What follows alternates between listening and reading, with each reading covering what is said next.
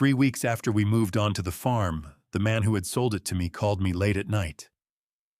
"I forgot to disconnect one camera," he said. His voice was shaking. "I saw what your son and your wife were planning to do to you. Don't say a word to either of them. Come alone." I was standing in my own living room when he said it. 10 feet away on the table in front of me sat the cup of chamomile tea my wife had just brought down with her own hands. I did not drink it. I set the phone down on the workbench and stayed there without moving for a long time. The basement workshop carried the same smell it always had in every shop I'd ever worked in motor oil. Raw metal. Cedar shavings from the shelving I had started building the week before. For 31 years, that smell had meant certainty.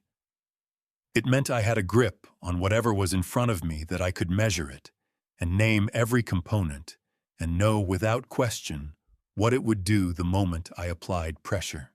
Welcome back to Calm Family Revenge. I'm glad you found your way here today. Before we go any further, drop me a quick comment and let me know where you're listening from and what the clock says on your end. There's something about knowing people are sitting with this story from all corners of the world that makes the telling feel worthwhile. A gentle note before we begin: this story contains fictional elements woven in for the purpose of storytelling, and any resemblance to real people or events is purely coincidental. It's the truth at the heart of it that matters. The chamomile tea Nadine had brought down 40 minutes earlier was still holding a trace of warmth. She'd come down those basement stairs herself, set the cup on the corner of my workbench, and told me, "Don't stay up past 10, Gordon. Your back won't forgive you." I'd laughed at that, told her my back had never had much say in the matter. She pressed her lips once to the top of my head and headed back up. I stood there with that cup in my hand longer than made any sense. Then I moved to the far end of the basement, dug an empty paint can out from beneath the utility shelf, and emptied every last drop into it. Watched it go. Ran the cup under the utility sink twice, wiped it dry with a shop rag, and returned it to the precise place Nadine had set it. Same angle.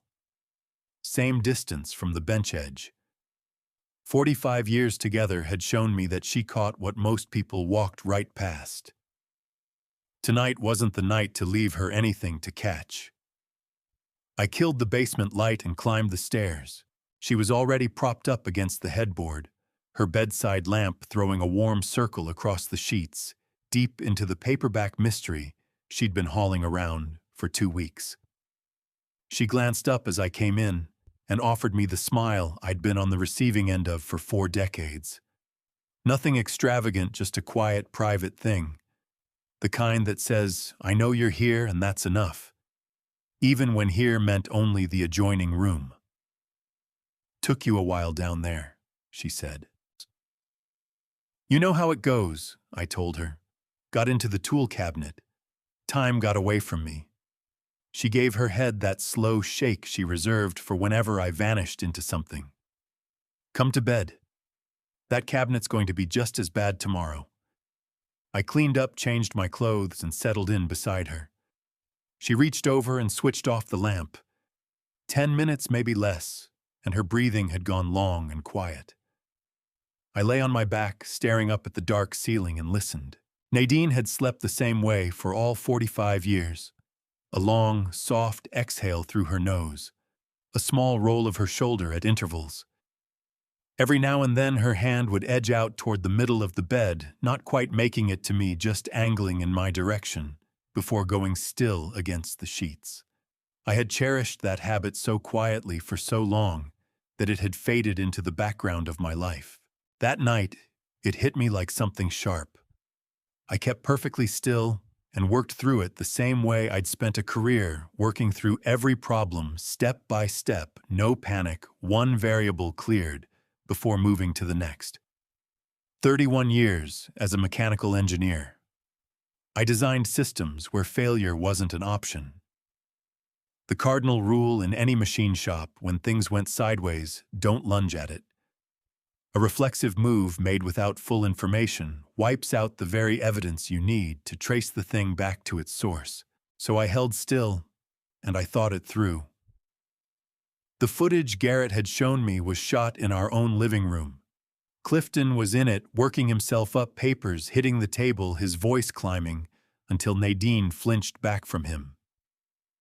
Serena was there too, standing rigid with her arms locked across her chest, her head dipping in agreement at everything her brother threw out. And there was Nadine. My Nadine. The woman who had white-knuckled a 4-hour drive through a February blizzard to pull me out of a hospital in Sacramento. Because I'd been too proud to dial an ambulance, there she was, on that screen, extending her hand and taking a small glass bottle from our son. I wouldn't let myself feel it. Not yet. Feeling it had to be deferred like a load-bearing calculation you set aside until you have all your measurements. What I permitted myself instead was clarity about the sequence of what had to happen. Go at them tonight, and the bottle vanishes. They button up tight. I'm left holding nothing but my own account against two people who already had a lawyer mapped out and a property dispute that would grind through the courts until there was nothing left worth fighting over. One man's account wasn't going to be sufficient. Not here in California, not squared off against two grown children with a strategy already in motion. Evidence was what I needed. Time was what I needed. And I needed them utterly convinced down to the bone that I hadn't caught a whisper of any of it. First thing in the morning, I'd let Nadine know I was heading into town for garden supplies. Then I'd point the truck toward Garrett's place. I'd sit down and go through everything on that laptop, every second of it, and I'd know precisely what I was dealing with before I laid a finger on a single frame. Until then, this ceiling was my company. Nadine's hand slid toward the center of the mattress. This time it found me. Her fingers came to rest against my forearm, the lightest possible contact, the kind that happened when she was far enough under that she didn't know she was reaching. My jaw clamped down until my back teeth ached. I didn't draw away. I didn't shift a muscle. I lay there with her touch resting on my arm, and the dark pressing down from above in the bedroom of the house I had bought with 4 decades of careful saving. And I held myself to that particular stillness, the kind that belongs to a man who learned over 30 years that nothing is more treacherous than moving against something you haven't fully mapped. Through the window, the orange grove held motionless in the California night. Morning was coming, and when it broke, I'd go learn exactly what the people I loved had been planning to do with me. I told Nadine I needed to make a run into town for garden supplies. She was at the kitchen counter working through her second cup of coffee, still in her robe, her eyes tracking the early light as it crossed the orange grove beyond the back window. She turned when she heard me come down with my keys and said, "This early?" "Hardware store opens at 7:30, I said. "I want to beat the weekend crowd to the good stuff." She smiled and asked me to grab potting soil if the brand was right.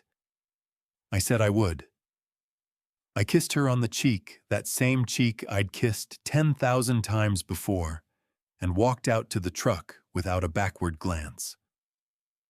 40 minutes north on Highway 198, with the windows lowered, and the California morning pushing in off the hills, cool and sharp. The oaks running along the roadside had begun showing that bone-dry gold they get in the Central Valley come October, the kind of color that under any ordinary morning I'd have slowed down to take in. That morning I moved through it and registered nothing. He was already up on the landing at the top of the exterior stairs when I swung into the parking lot.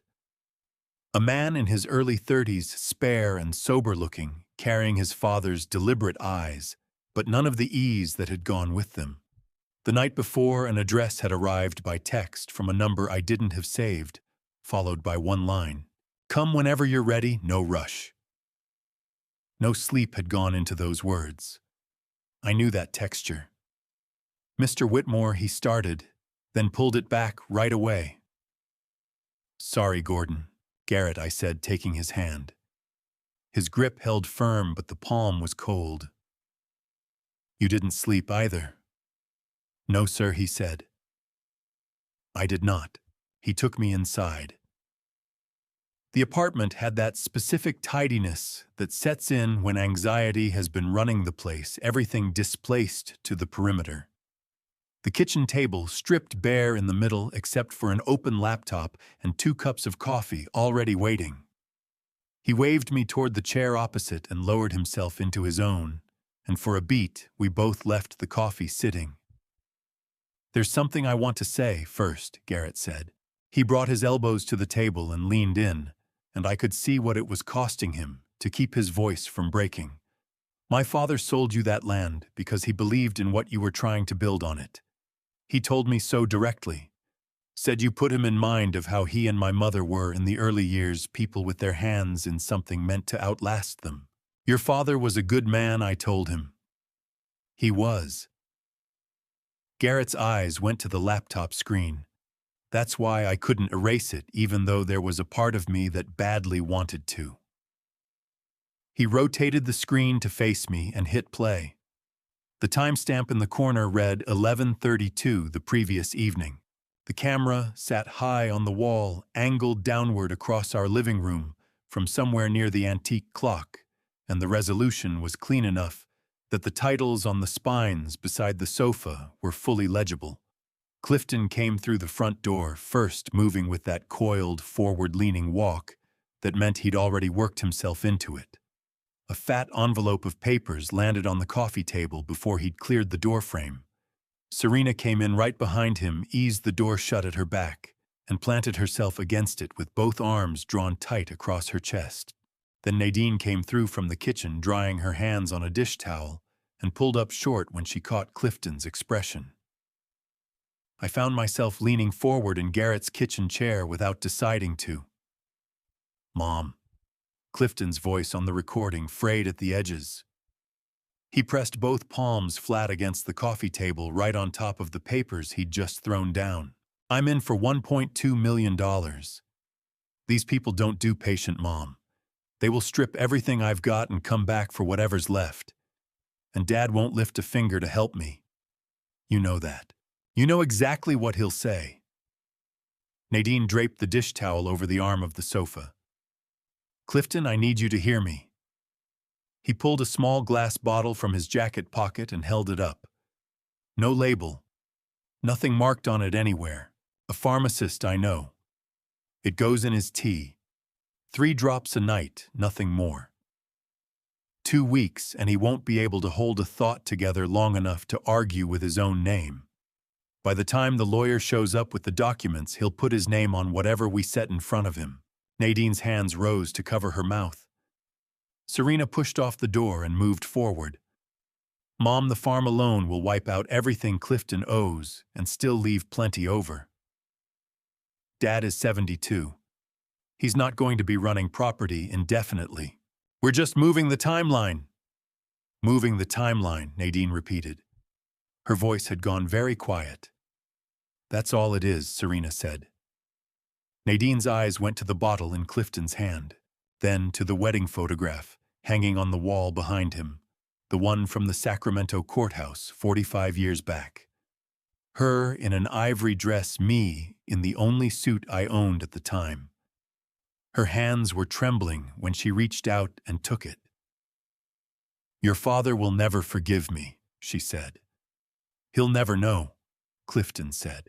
I sat in Garrett's kitchen and watched my wife close her fingers around that bottle, and something in my chest went very quiet.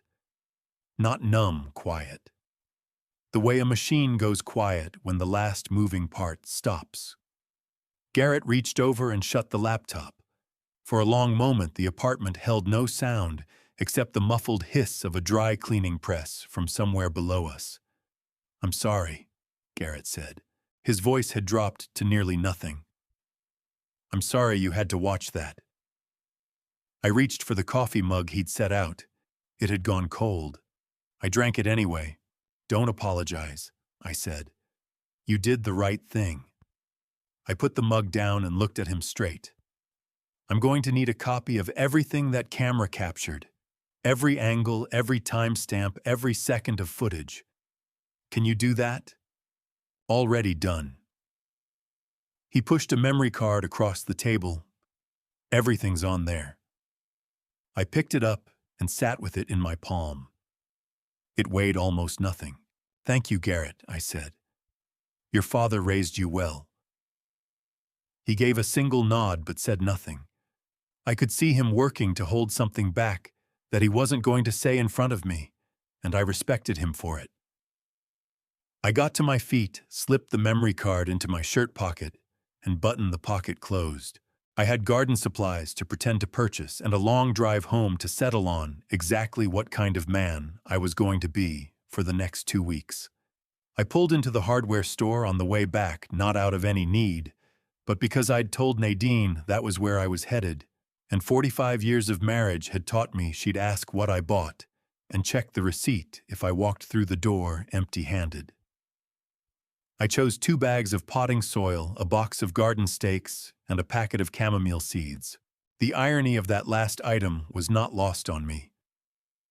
I loaded everything into the truck bed and covered the remaining miles home with both hands steady on the wheel and my mind running fast and quiet just behind my eyes.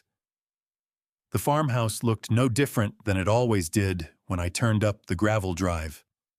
Red roof, white porch rails, the orange grove running in 2 long rows off to the left, the fruit still hard and green, weeks from ready. Nadine had put a wreath on the front door the second day after we moved in. Dried lavender and white ribbon, the kind of thing she did in every house we'd lived in, staking her claim on a new place within the first 48 hours. I sat in the truck a moment and took in that wreath. Then I gathered my hardware store bags and went inside. Nadine was in the kitchen putting together lunch. She turned when I came through the door, and her face did what it always did. A small lift, nothing showy, just the particular shift in her eyes that happened whenever I walked into a room she was already occupying.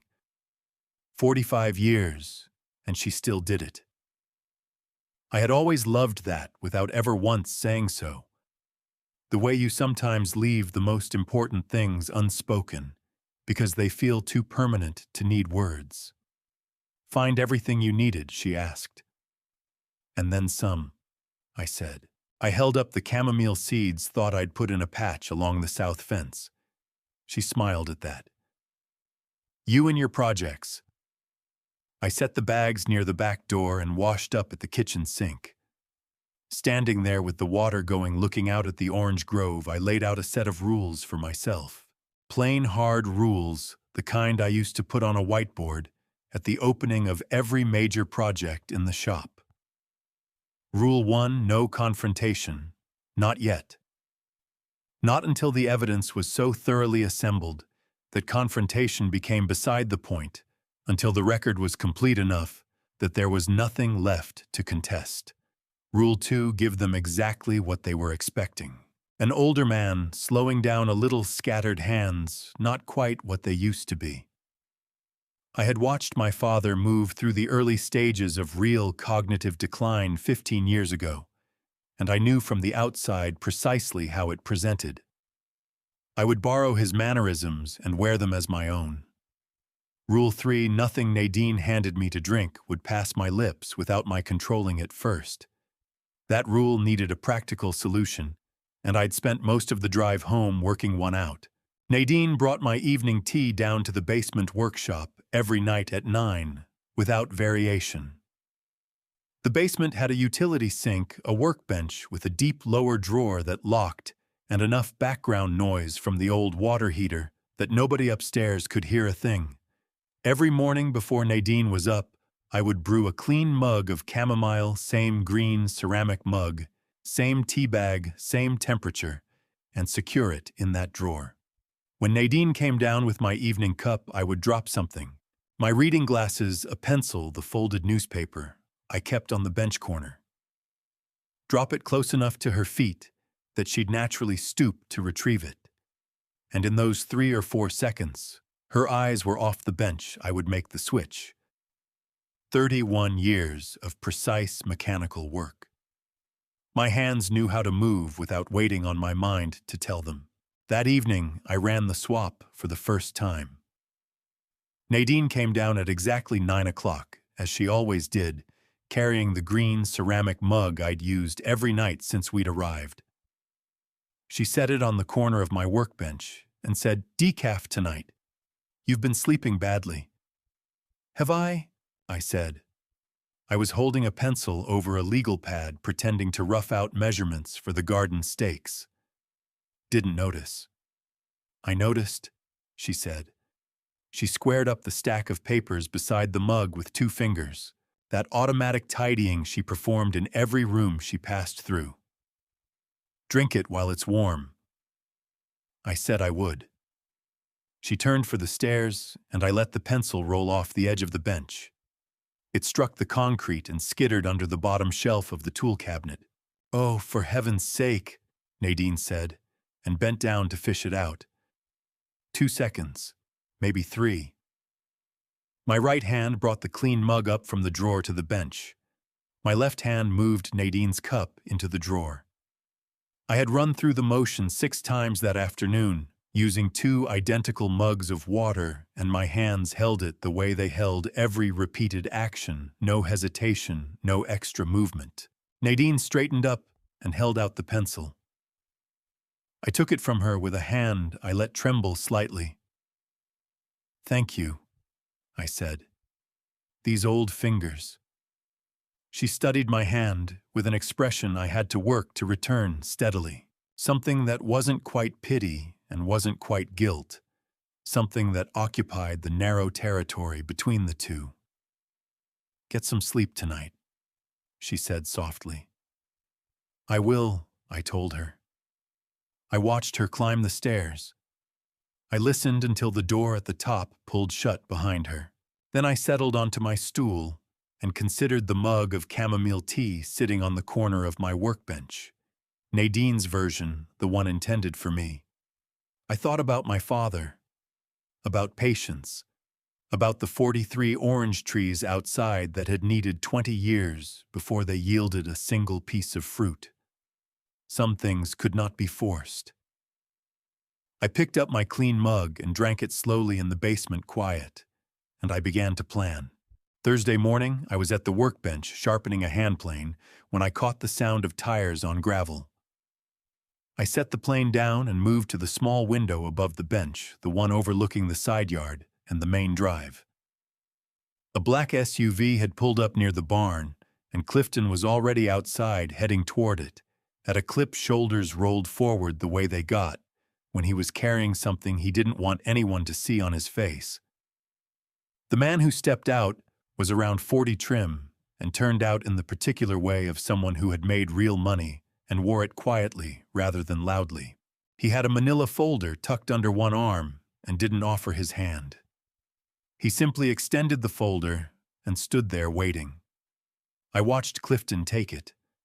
Watched him open it, scan the first page, and press his free palm flat against the hood of the car to keep himself upright. His lips were moving, but the glass gave me nothing. Clifton stood in the gravel and watched the black SUV work its way down the road until it was gone. Then he pulled himself upright, dragged both hands back through his hair, and walked toward the house with the stiff, deliberate gait of a man holding himself together by will alone. I stepped back from the window and picked up the handplane. My son owed $1.2 million to a man who arrived in a clean black SUV and didn't bother with handshakes. And Clifton's answer to that problem was to take the money from me. That afternoon, I called Lloyd Tremaine. Lloyd lived on the property directly east, nothing between us but a split-rail fence and 40 feet of open pasture. He was 68 years old, a retired carpenter who had put his mark on half the custom cabinetry in the county over a 40-year run. And he had introduced himself on our second day at the farm by walking up to the fence with a jar of his wife's blackberry jam and the observation that our barn roof had 3 loose shingles on the north side that would cause serious trouble come winter. I'd taken to him immediately. He was the kind of man who opened with useful facts instead of pleasantries. "Lloyd," I said when he picked up, "I need a favor. I need a ride into Visalia tomorrow morning early, and I need you not to mention it to Nadine." A pause. "You all right?" he said. "I will be," I said. "I just need a ride." Another pause. 6:30 work. 6:30 is perfect, I said. He didn't ask a single question after that. That was Lloyd Tremaine through and through. We drove into Visalia the following morning before Nadine was awake. Lloyd's pickup pushing through the gray pre-dawn with the heater going and a thermos of black coffee wedged between us on the bench seat. Lloyd drove the way he did everything steady, no wasted motion. He didn't speak unless I opened something, and I was more grateful for that than I knew how to say. Calvin Storrow's office was on the 4th floor of a building on Court Street. The kind of office that projected serious without projecting expensive. Calvin and I had served together in the Army Reserves for 6 years in the 1980s. 2 men from the Central Valley who'd ended up in the same unit by chance and stayed friends by choice. He'd gone to law school after his discharge. I'd gone back to the shop floor. We'd kept in touch the way old friends manage it irregularly, honestly, without any need to perform. He was already at his desk when I got there. He stood and took my hand in both of his. "Gordon," he said, "sit down and tell me everything." So I did. I laid the memory card on his desk. I walked him through what I'd watched on Garrett's laptop, the glass bottle, the power of attorney scheme, the refinance paperwork I was certain was already being drafted somewhere. I told him about Clifton's visitor and what I'd seen through the workshop window. Calvin listened without cutting in. He made notes on a yellow legal pad in handwriting so compressed I couldn't read it from across the desk. When I finished, he leaned back and studied me for a moment. "Here's what I can do," he said. "In California, an irrevocable trust is precisely what it sounds like. Once your assets go into it, they cannot be moved, redirected, or encumbered without the trustee's explicit sign-off. Not by you, not by Nadine, not by Clifton or Serena, not by any court order short of proven criminal fraud. The trust becomes its own legal entity. Your farm, your bank accounts, your mechanical patents, all of it goes inside that structure, and the door locks behind it." "How long does it take?" I asked. 2 weeks to file and record with the county.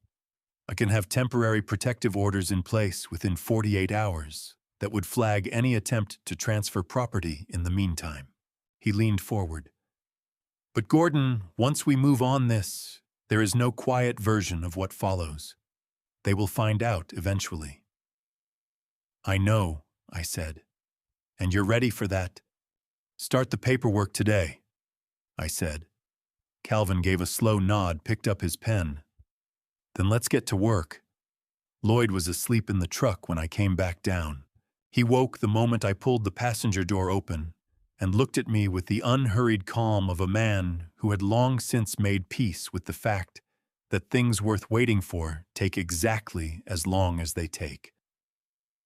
"You good?" he said. "Getting there," I said. He turned the key and we drove back through the morning light with the thermos empty between us, and I watched the orange groves slide past the window and thought about locked doors and what it finally meant to build one. Sunday morning arrived slowly and golden the way October mornings do in the Central Valley.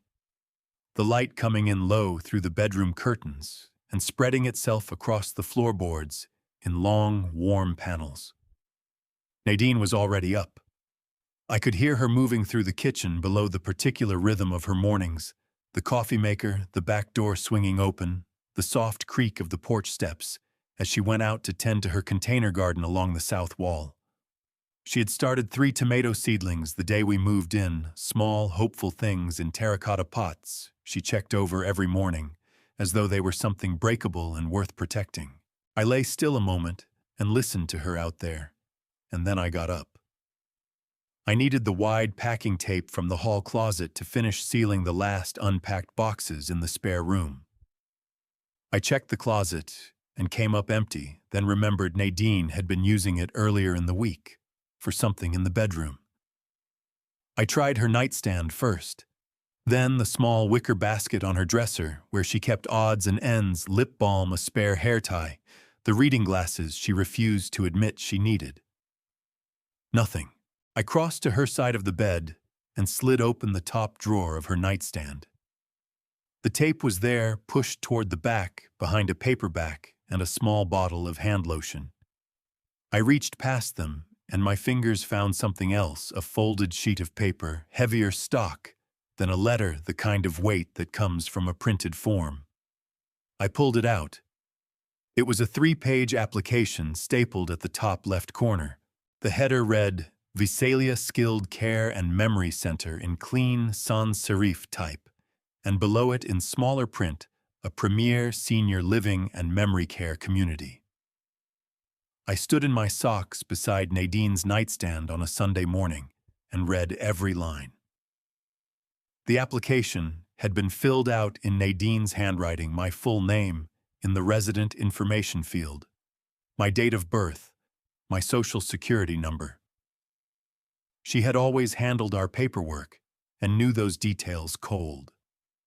Under current medical concerns, 3 items had been checked: memory loss, confusion, and impaired daily functioning. The line for physician referral had been left blank. Under anticipated move-in date, someone had written in a different ink, as soon as possible. Visalia Skilled Care and Memory Center was listed at an address on North Akers Street in Visalia. I knew that part of Visalia. It was 41 miles from this farm. I stood there and read the application twice. Then I took my phone from my shirt pocket and photographed every page front and back, including the staple and the fold marks. I put the phone away. I refolded the application along its original creases and returned it to the drawer exactly as I'd found it, behind the paperback and the hand lotion. I set the packing tape on top of the dresser, where I could claim I'd simply come across it there. Then I sat down on the edge of the bed. Through the window, I could hear Nadine talking to her tomato plants the way she did when she thought no one was listening. Little encouraging murmurs, the same soft voice she had used with our children when they were very small. You're doing so well. Look at you. Just a little more sun, and you'll be perfect. I sat on the edge of that bed and looked at the drawer I'd just closed, and understood something I hadn't fully reckoned with before. This was not only about the money. Taking the farm would have covered Clifton's debt and left money over. That alone would have been enough financially. But a farm with me still on it, legally competent, still capable of picking up a phone and reaching Calvin Starrow, that was a complication. A complication that demanded a remedy 41 miles away, a memory care facility, as soon as possible. They weren't planning to take my home and leave me in it. They were planning to take my home and have me moved out of it quietly, with documents I had apparently already signed in their version of events, in a condition I had apparently already declined into. I pressed both palms flat against my thighs and kept them there until the urge to let them tremble passed. This changed the calculation. It changed it substantially. I took my phone back out and sent Calvin a text. 3 words, because 3 words were sufficient. Found more evidence. He would know what that meant, and he'd reach me when he could speak freely. I stood, picked up the packing tape from the dresser, and walked downstairs. Nadine was coming back through the back door with soil on her hands, and that small private look of satisfaction that meant the tomatoes were coming along. She caught sight of me on the stairs and smiled up. "Sleep in," she said. "A little," I said. I lifted the tape, found what I needed. "Good." She moved to the kitchen sink and ran the water. I told her I thought we could drive into town for breakfast, that diner on Mooney she'd mentioned wanting to try. That sounds nice, I said. And I intended it to sound easy and warm, like a man who had risen from an undisturbed sleep, with nothing pressing on his mind but food and the company of his wife. I had been an engineer for 31 years. I understood the importance of a surface holding steady while the real work continued underneath. That night in the basement, I ran the T-switch for the 5th time without a single error.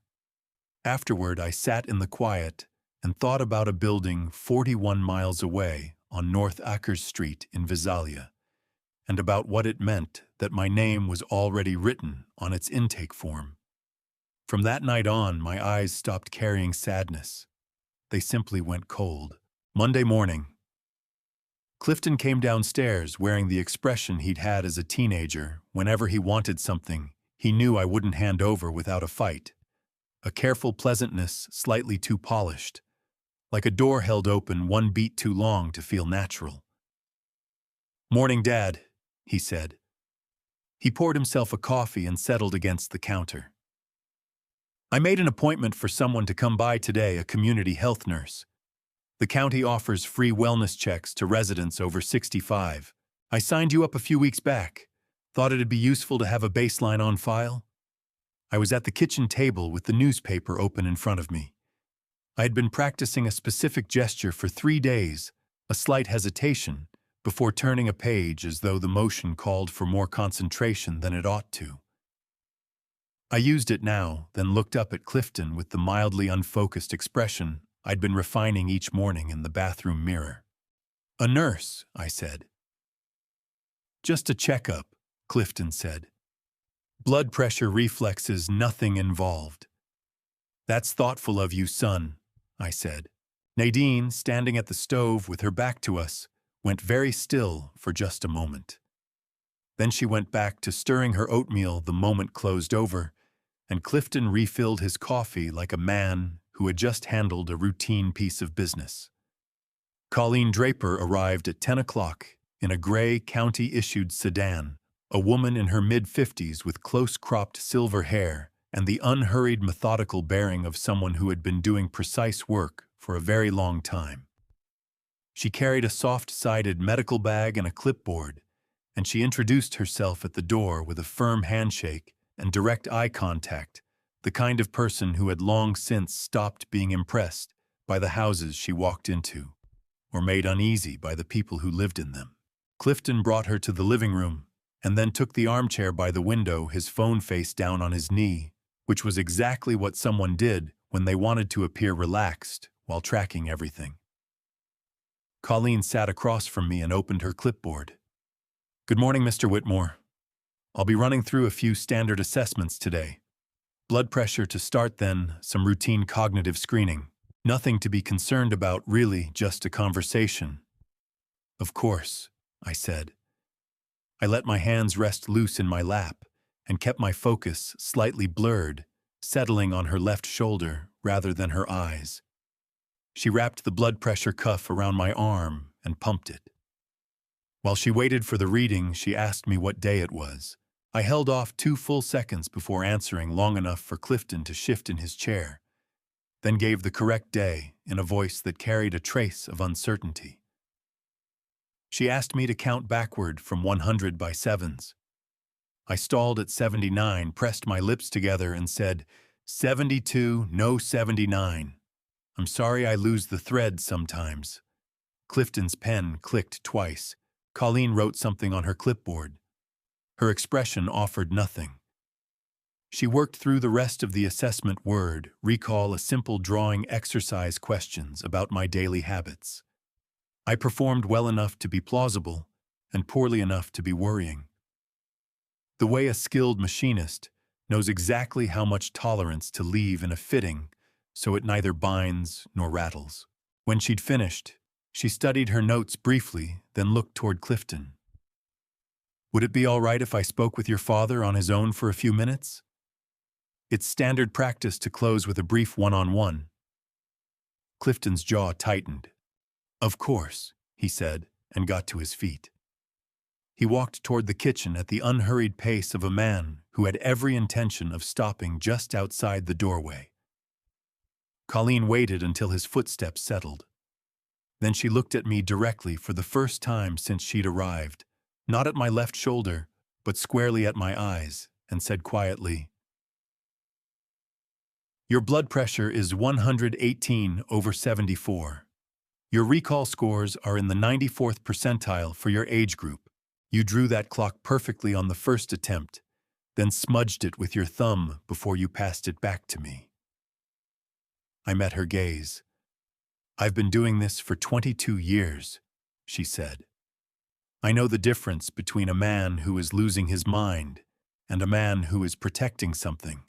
She kept her voice low, and even the way you speak when you know someone is stationed just around the corner listening. "I'm not going to falsify a medical record. Not for your son, not for anyone. Whatever is taking place in this house, my report will reflect exactly what I observed." I leaned slightly forward and held her eyes. "I need you to remember this visit accurately," I said. "Every detail, not for today, but for later, when accuracy will carry more weight than it does right now." She didn't blink. "I document everything," she said. "That's the job." She called Clifton back in, told him the assessment was complete, and said the written report would be filed with the county health office within 48 hours. Clifton walked her to the door with his practiced pleasantness fully restored, asking about follow-up visits, about whether additional assessments were standard, about the county's procedure for updating records as conditions changed. Colleen answered each question professionally and said her goodbye. I watched through the front window as her gray sedan reversed down the drive. Clifton stood on the porch until she'd cleared the property, then came back inside and said cheerfully enough, "She seemed thorough." My green ceramic mug was in my hand at the window when my grip loosened just enough. I snatched it back before it went over, but a thin thread of coffee had already traced its way down the outside and pooled on the ledge. "Oh, for heaven's sake," I said almost to myself and worked at it with my sleeve. Clifton stood there watching. Something shifted behind his eyes. Relief, I thought. Satisfaction. The expression of a man who had gotten his money's worth. He had no idea that the woman who had just pulled out of the driveway would one day raise her hand in a county courtroom and give an account steady, precise, every detail intact of what she had witnessed inside this house on a Monday morning in October. I didn't fully know it yet either, but it was becoming clear to me that every deliberate soul I crossed in those 2 weeks was a witness I couldn't afford to lose. Wednesday afternoon.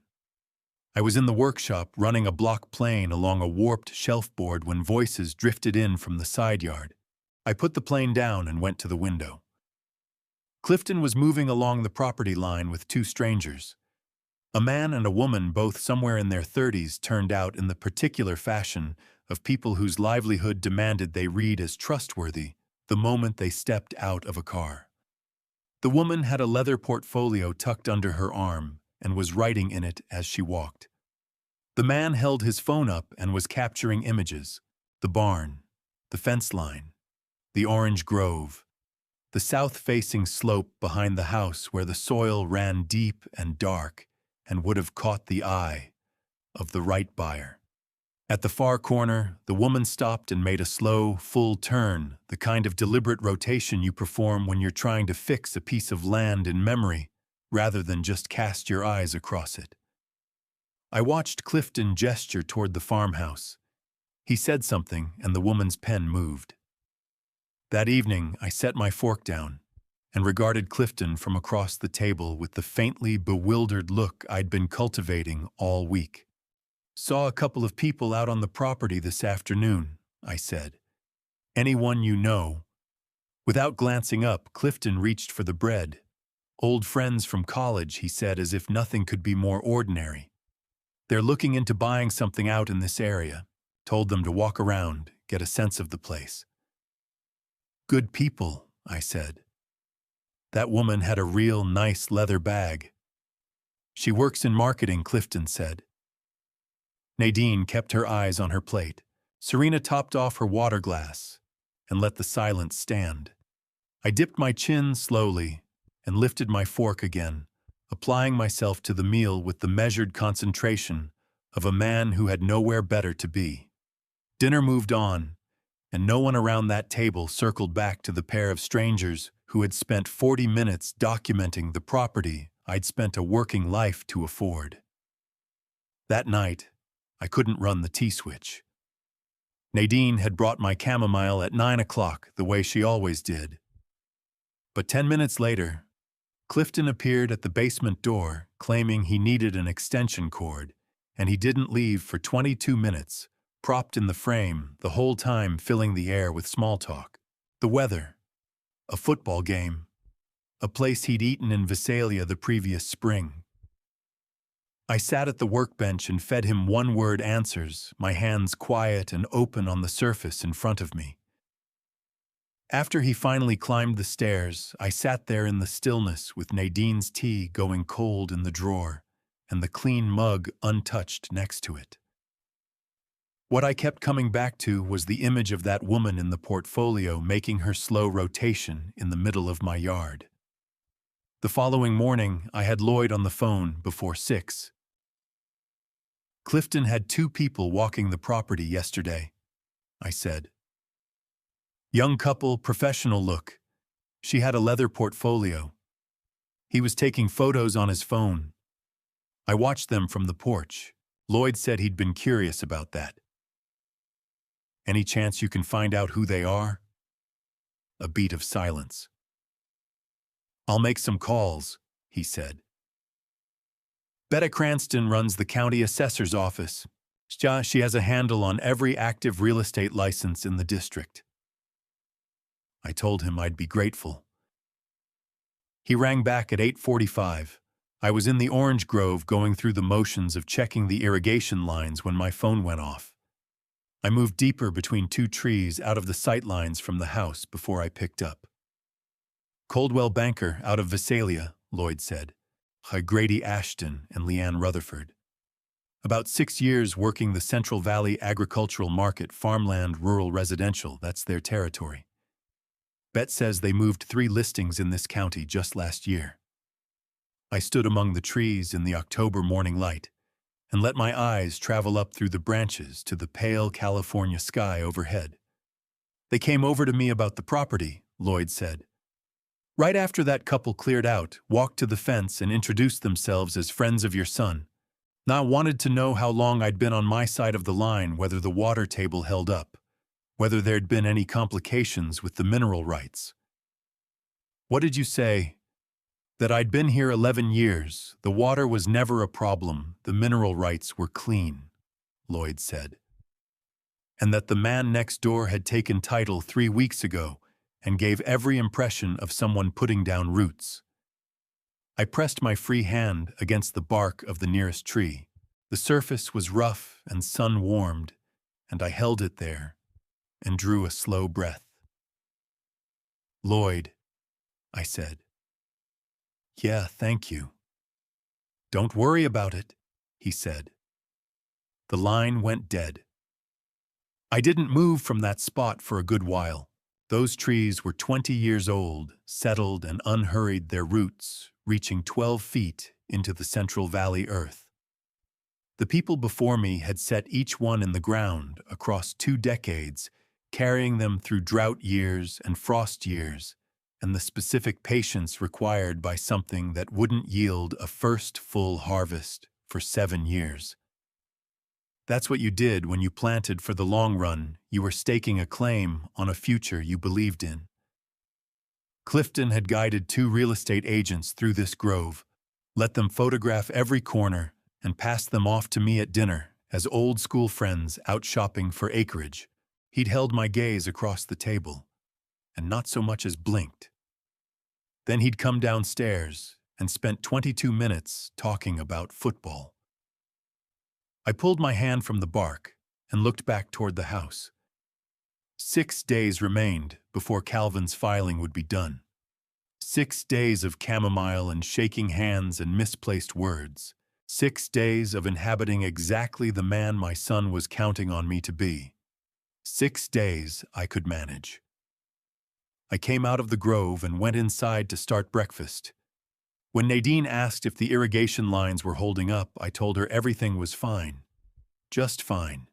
All of it exactly the way it was supposed to be. Saturday afternoon, I came through the back door from the orange grove and went still. The living room had changed. I stood at the threshold and took it in the same way I'd always studied a machine that wasn't running right. Not hunting for a specific fault, just letting my attention sweep across the space until it snagged on whatever was wrong. 4 seconds. The shelf beside the fireplace had been rearranged. It was a deep oak shelf that ran the full length of the chimney breast, and Nadine had devoted the better part of our first weekend here to composing it.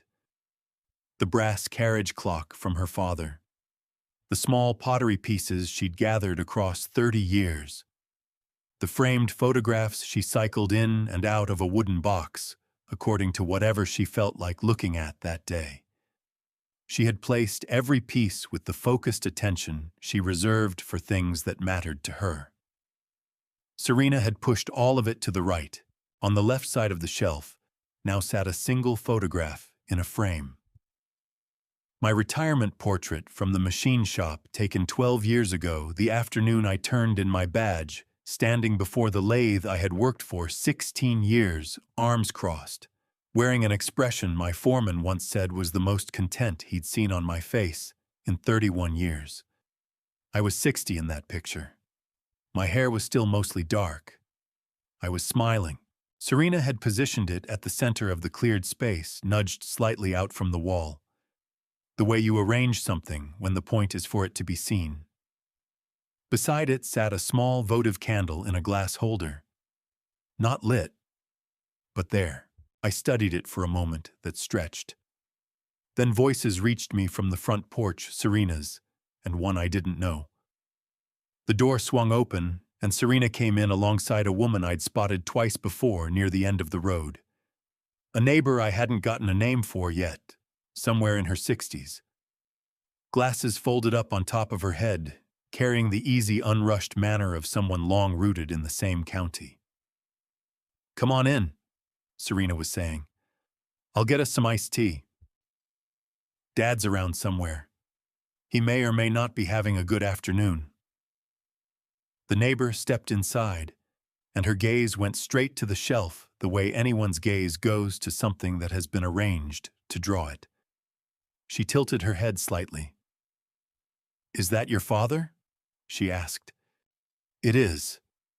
Serena dropped her keys on the entry table and cut a glance toward the shelf with an expression that had been carefully built to resemble quiet sorrow.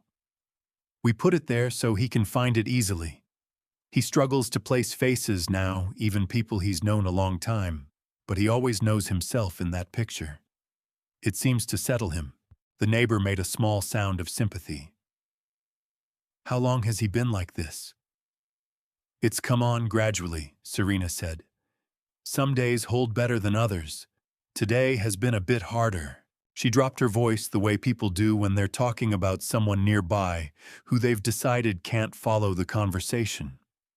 "We're exploring what his care might look like going forward. It's a great deal to carry." I was standing in the hallway that connected the back door to the living room, 12 feet behind Serena and her guest, in plain sight of anyone who cared to look. Neither of them looked. I studied my own portrait on the shelf. The 60-year-old man in that photograph stared back at me, arms folded, wearing the expression my foreman had once said was the most content he'd ever seen on my face. Next to him, the unlit votive candle waited in its glass holder, like a period marking the end of a sentence. My daughter had arranged a memorial display for a man who was standing 12 feet behind her, breathing, watching, and holding on to every syllable. I drew a slow breath in through my nose. I let my back teeth unclench. I settled my face into the expression I reached for when I needed to look like a man who had just drifted in from another room without quite knowing why. Then I shuffled forward into the living room. Serena caught the sound of my footsteps, and her eyes went briefly wide before she pulled them back under control.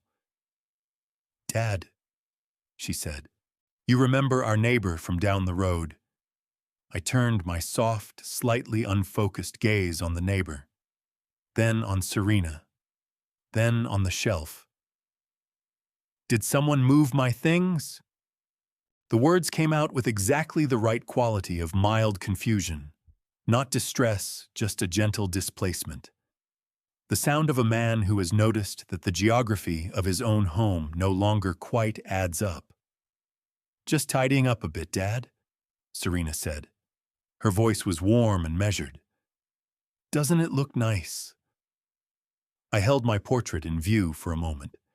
Then I crossed to my armchair, lowered myself into it with some effort, and took up the television remote with the tentative, uncertain grip of a man who couldn't quite recall what the object was meant to do.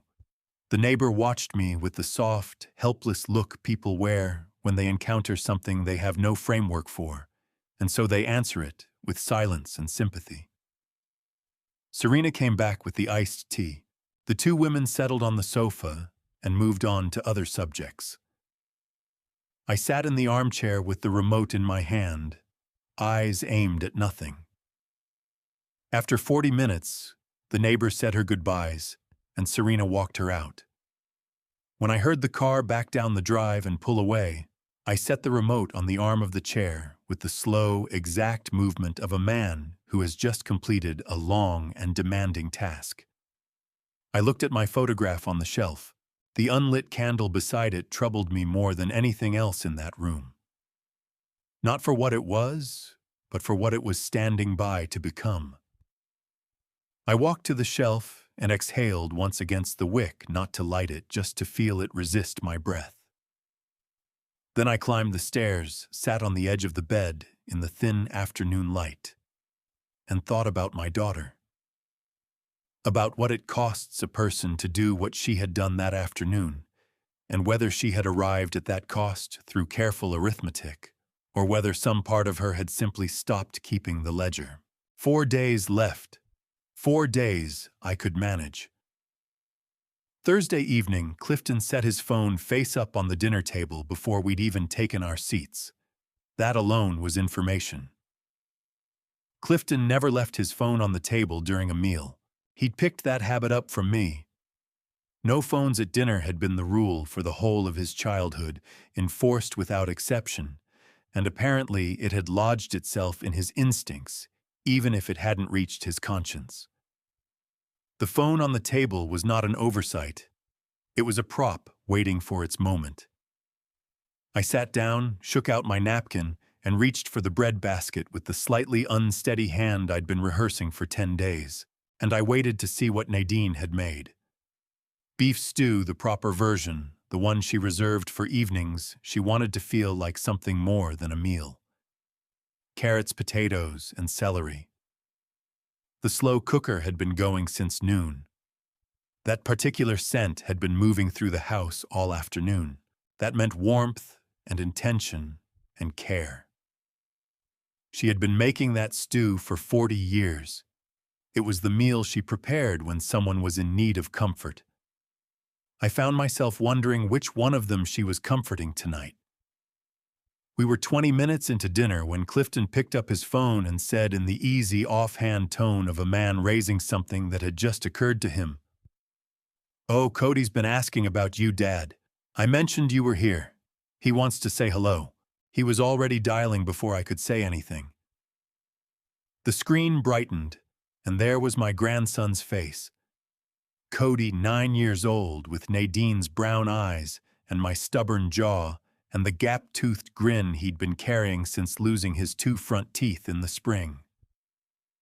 He was in his pajamas, the ones with the dinosaurs, sitting cross-legged on what looked like his bedroom floor. Behind him, I could make out his bookshelf and the corner of the poster he'd put up on his last birthday. A world map with the countries marked in different colors. Grandpa Gordon, he said, and his whole face opened up the way a child's face does when it lands on someone it's genuinely missed.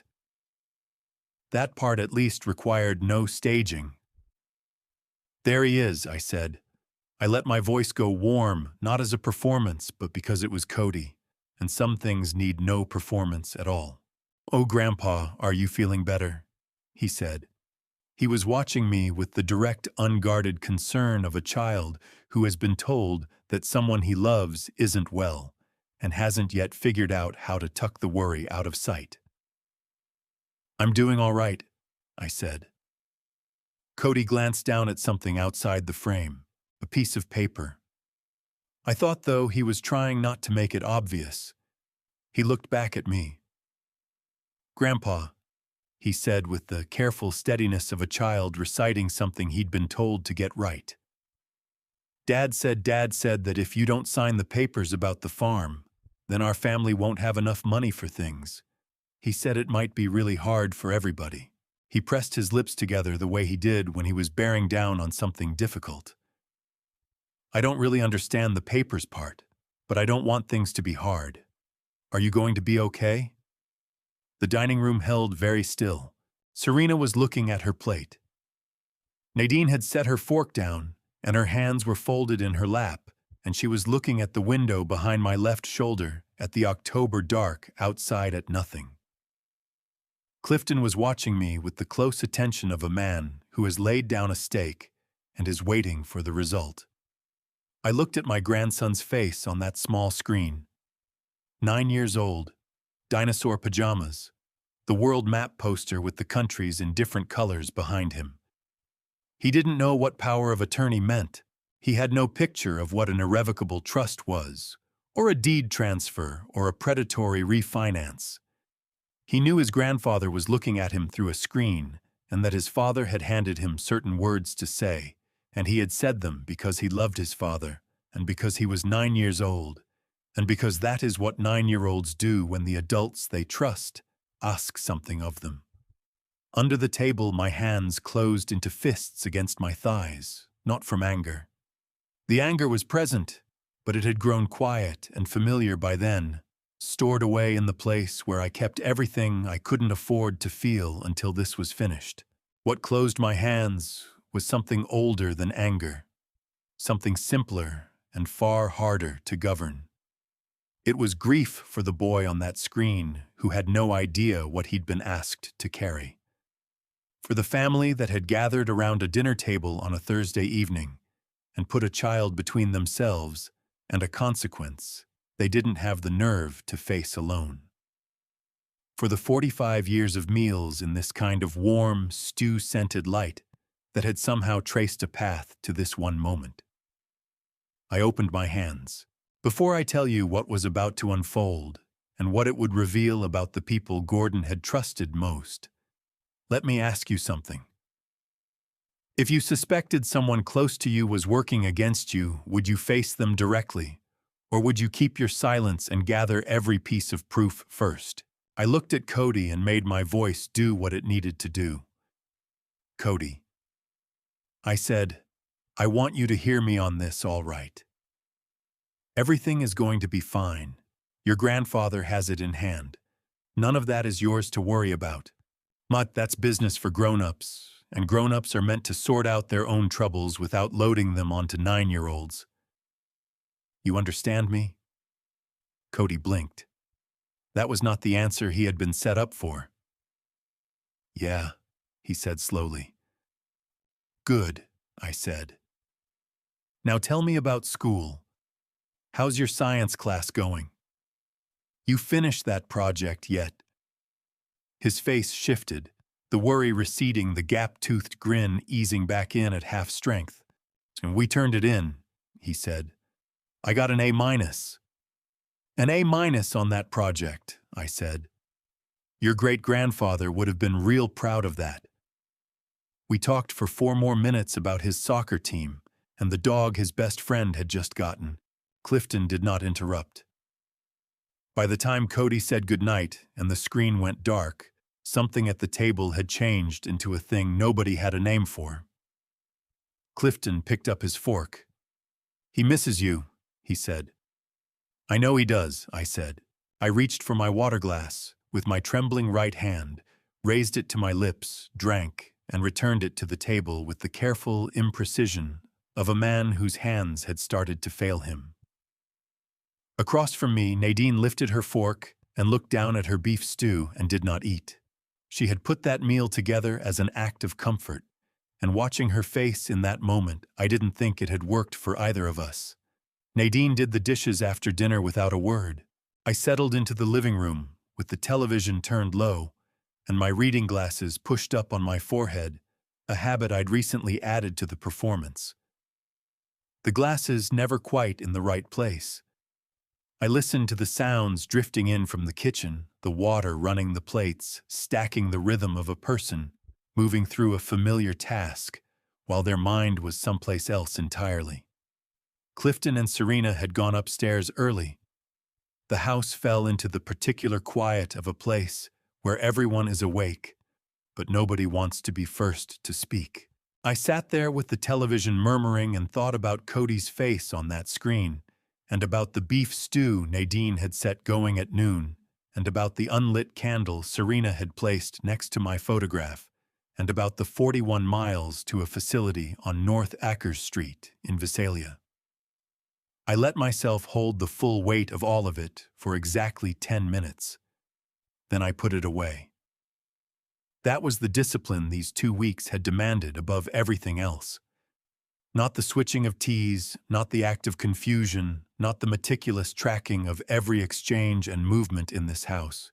The hardest work had been the putting away, drawing out the grief, holding it for a measured interval, then folding it back into the place where it had to stay until this was done. My father taught me that not in any words. He taught it by the way he sat at our kitchen table the night our family lost everything, in the economic collapse of 1972, finished his dinner, went to bed, and was back at work before first light. Some men fall apart where others can see them doing it. Others fold the falling inward and burn it as fuel. I switched the television off at 10 o'clock and went upstairs. The worst betrayal does not announce itself with raised voices or slamming doors. It comes on a Thursday evening with a child's face on a phone screen and a stew on the table, and the sound of dishes being washed in silence by someone who won't meet your eyes. Nadine was already in bed when I came upstairs, lying on her side with the lamp off, facing the window. I changed in the dark and lay down beside her, and neither of us spoke, and the house was entirely still except for the slow tick of the old oak floorboards contracting in the night air. I had been lying there for what felt close to an hour when I heard her breathing shift. Something subtle, a faint catch at the close of each exhale that she was working hard to hold back. I had heard Nadine cry in the night before in the years when the children were small and money was short, and she believed I was asleep and gave herself the quiet of it in the dark. I knew that sound. I knew exactly how it felt when she was trying not to make one. I kept my own breathing slow and even. The mattress shifted slightly. Her weight eased off it with care. The way you move when you are trying not to disturb someone. I heard her feet find the floor. I heard her kneel. Then her hand found mine in the dark. Her fingers closing around it, the way they had on the night our first child came into the world 38 years ago in a hospital room in Sacramento with a thunderstorm passing through the valley outside. She had held my hand that night, with everything she had, and I had been there with her. And by morning, there was a daughter, and the storm had moved on, and the world had reshaped itself around something entirely new. She held my hand the same way now, and then she pressed her forehead against the back of it. Gordon. Her voice was barely a voice worn down to almost nothing. I know you can't hear me the way you used to. I know that. But I need to say it regardless. She stopped and drew a breath that trembled on the way in. So what I'm doing, what I agreed to do, I have known every single day that it is wrong. I have known it from the moment I took that bottle from Clifton's hand, and I have not been able to stop knowing it for 1 hour since. Her tears were landing on the back of my hand. I could feel each one warm and separate the way you feel the first drops when rain begins. You spent 45 years looking after this family, she said. You worked until your hands bled. You never once asked for a thing you hadn't already earned. And I am. Her voice broke entirely then, and she pressed her mouth against my knuckles and held it there before she could go on. I am doing this because he is my son, and I cannot watch him be destroyed, even knowing that destroying you to save him makes me the worst thing I have ever been. She lifted her head. I could hear her steadying herself. When this is over, she said, I will spend whatever time I have left making it right. I don't know how. I don't know if that's even possible. But I need you to know, even if you can't understand me anymore, I need you to know that I have not stopped loving you. Not for 1 minute. Not even while I was doing this. She held my hand a while longer. Then she rose carefully and got back into bed, and within 10 minutes her breathing had smoothed back towards sleep. I lay in the dark with the warmth of her tears still on the back of my hand. I did not wipe them away. I looked up at the ceiling, and I thought about 45 years, and about the particular cruelty of loving someone without reservation, and watching them make a choice that love alone could not survive. I thought about the bottle in the drawer, and the application in the nightstand, and the unlit candle on the shelf, and the 2 strangers with the leather portfolio who had moved through my orange grove taking pictures. And I thought about the fact that Nadine, kneeling beside our bed in the dark, had just given me the one thing I hadn't known I was still missing. Not evidence, not leverage. The knowledge that somewhere beneath everything she had agreed to do, she understood precisely what it was. 3 days left. I could do 3 days. Sunday morning, I was dressed, and downstairs by 5:45. The house was dark and perfectly still. Nadine's bedroom slippers sat beside the back door where she always left them, and the coffee maker was set to run at 7 the way she programmed it every night before turning in. I stood in the kitchen for a moment, looking at those slippers and thinking about her voice in the dark 2 nights before. Then I took my keys and walked outside. Lloyd's truck was already idling at the end of the drive. He had the heater going and a thermos of coffee on the seat between us, same as the first time he'd come. He didn't ask where we were headed. I had sent him the address the night before, and he had replied with a single word, Sunday, and that had been the whole of the arrangement. There are men who need full paragraphs to convey a simple agreement. Lloyd needed almost none, just enough syllables to signal he'd heard, and he'd be there. 3 weeks was all I'd known him. It felt like 3 decades of the right kind of neighbor.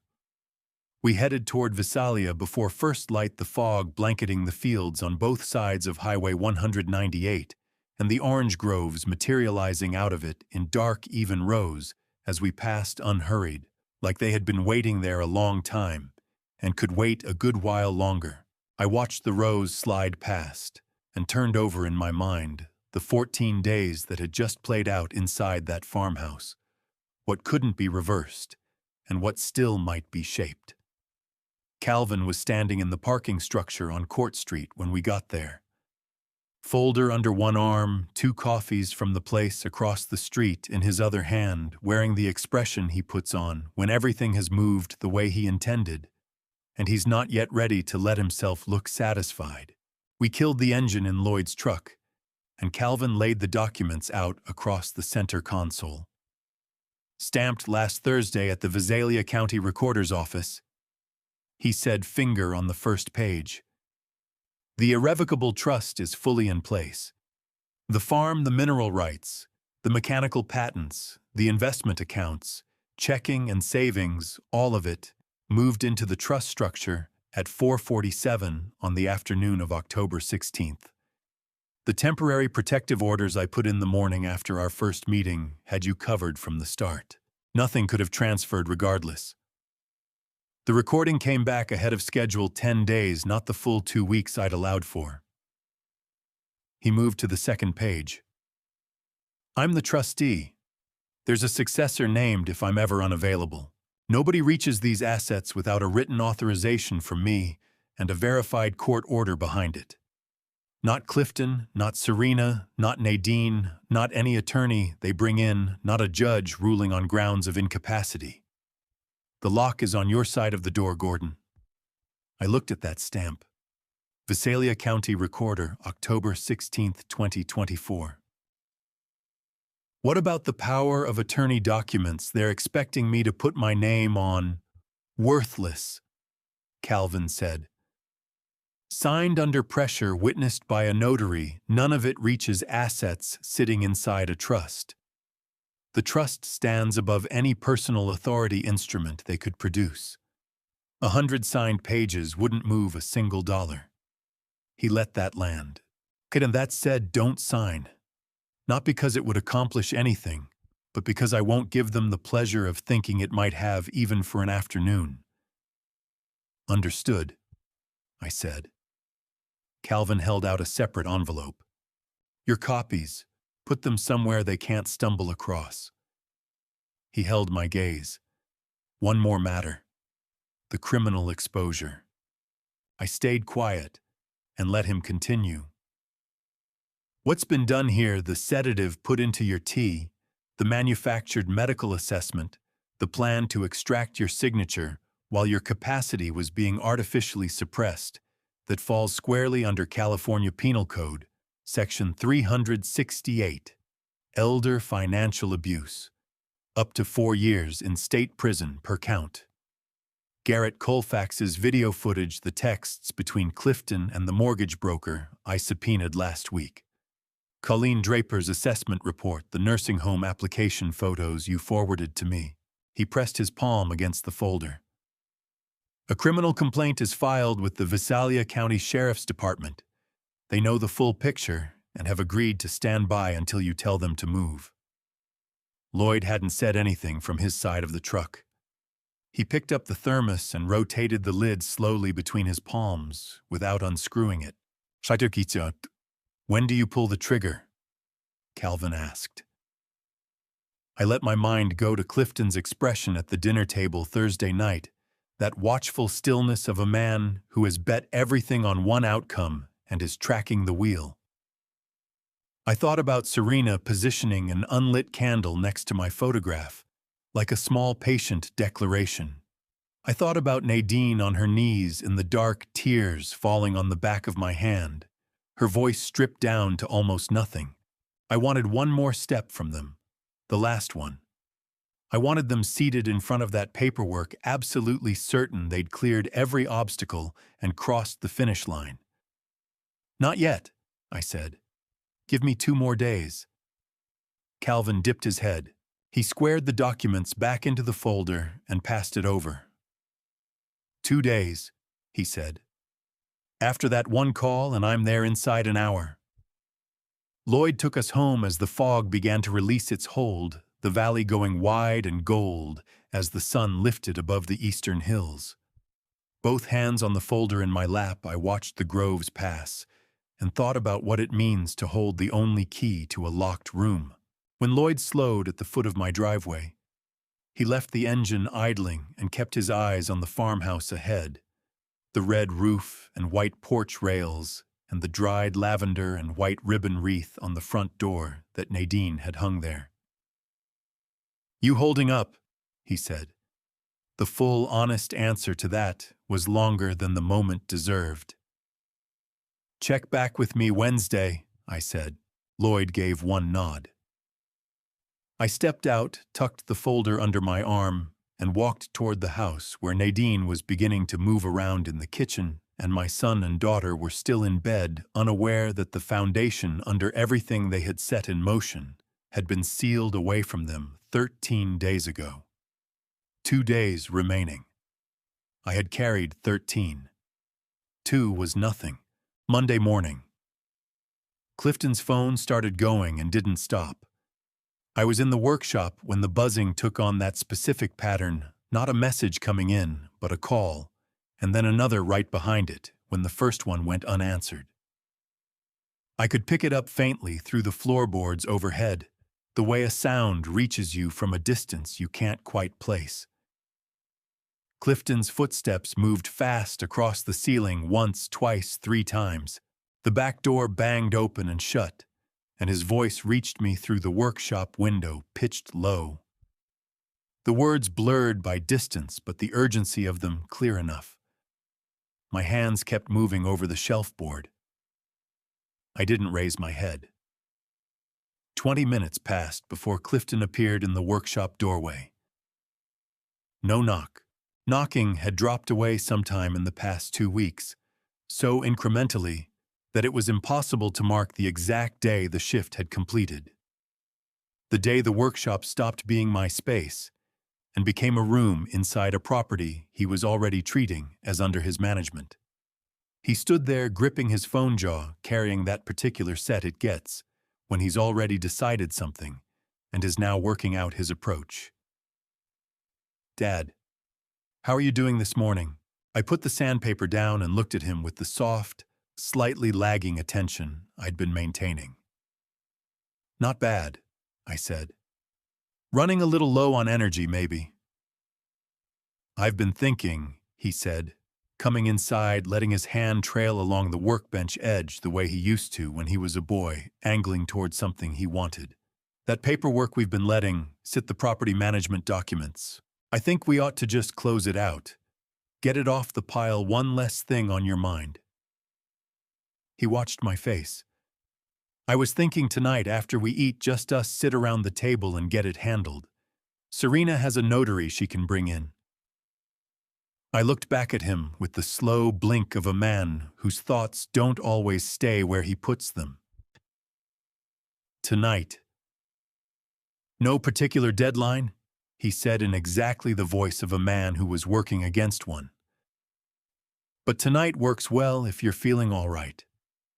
I let my gaze move to the shelf board, then to the window, then back to him, tracking loosely the way a man tracks things when the thread keeps slipping. "That's fine," I said. "Tonight works." Something passed across Clifton's face. Relief folded almost immediately back into a neutral expression. "Good," he said. "Nadine's cooking. It'll be a good evening." He walked out and left the workshop door standing open. I sat on the stool and held the open doorway in my sight, and followed his footsteps in my ears as the gravel crunched back toward the house. Tonight. I had given Calvin 2 days. It was Monday. The reckoning I had spent 14 days constructing was now roughly 8 hours away, and I was on a stool in my workshop with sawdust across my hands and a shelf board I'd been pretending to work on for the past hour and a half. I pulled out my phone and sent Calvin one word. "Tonight." 40 seconds later, his answer came back. "I'll be there by 7 o'clock. Bring the officer." I slipped the phone back into my pocket, picked up the sandpaper, and returned to what I had been doing because there were still 8 hours to account for. The past 2 weeks had taught me that the most dangerous stretches were never the confrontations themselves. They were the waiting, the long, ordinary hours in which you had to keep presenting the person they expected to find, while the person you actually were sat quietly underneath and kept breathing. That evening, Nadine had made baked ham. She'd laid out the cream linen placemats she kept back. For occasions, a candle burning at the center of the table, this time actually lit, and a bottle of wine that Clifton had uncorked, without asking, and distributed into 4 glasses, with the relaxed proprietary ease of a man pouring in his own house. The whole scene had that overcomposed quality of something staged to feel festive before the occasion, for the festivity had technically arrived. I ate without hurrying, said little, and let my water glass wobble in my right hand just enough to be noticed. Serena filled the air with talk about a home renovation program she'd been following, the kind of show where walls come down and people are astonished by how much space was hiding behind the drywall. She described one episode in which a couple had opened up their kitchen and reclaimed 200 square feet just by taking out a single load-bearing wall carefully. She stressed with the proper supports secured first. Her eyes found me when she said it. I kept nodding, wearing the look of a man following along pleasantly, while some of the detail slipped past him. Clifton refilled his wine glass, tilted back in his chair, and let his gaze drift up to the dining room ceiling with the measuring expression of a man who is already mentally repositioning things. "You know," he said to no one specifically, "this room would catch so much more light if you opened it up toward the front of the house. Just an idea." Nadine looked down at her plate. After dinner, Clifton cleared the table with a speed and efficiency that was out of character, plates and glasses vanishing into the kitchen. In 2 brisk trips, the wine glasses rinsed and set to dry with the purposefulness of someone who regarded this part of the evening as a necessary interlude before the real business. Serena brought her bag in from the hall and placed it on the sideboard without a word. Then Clifton came back to the table and set the folder down.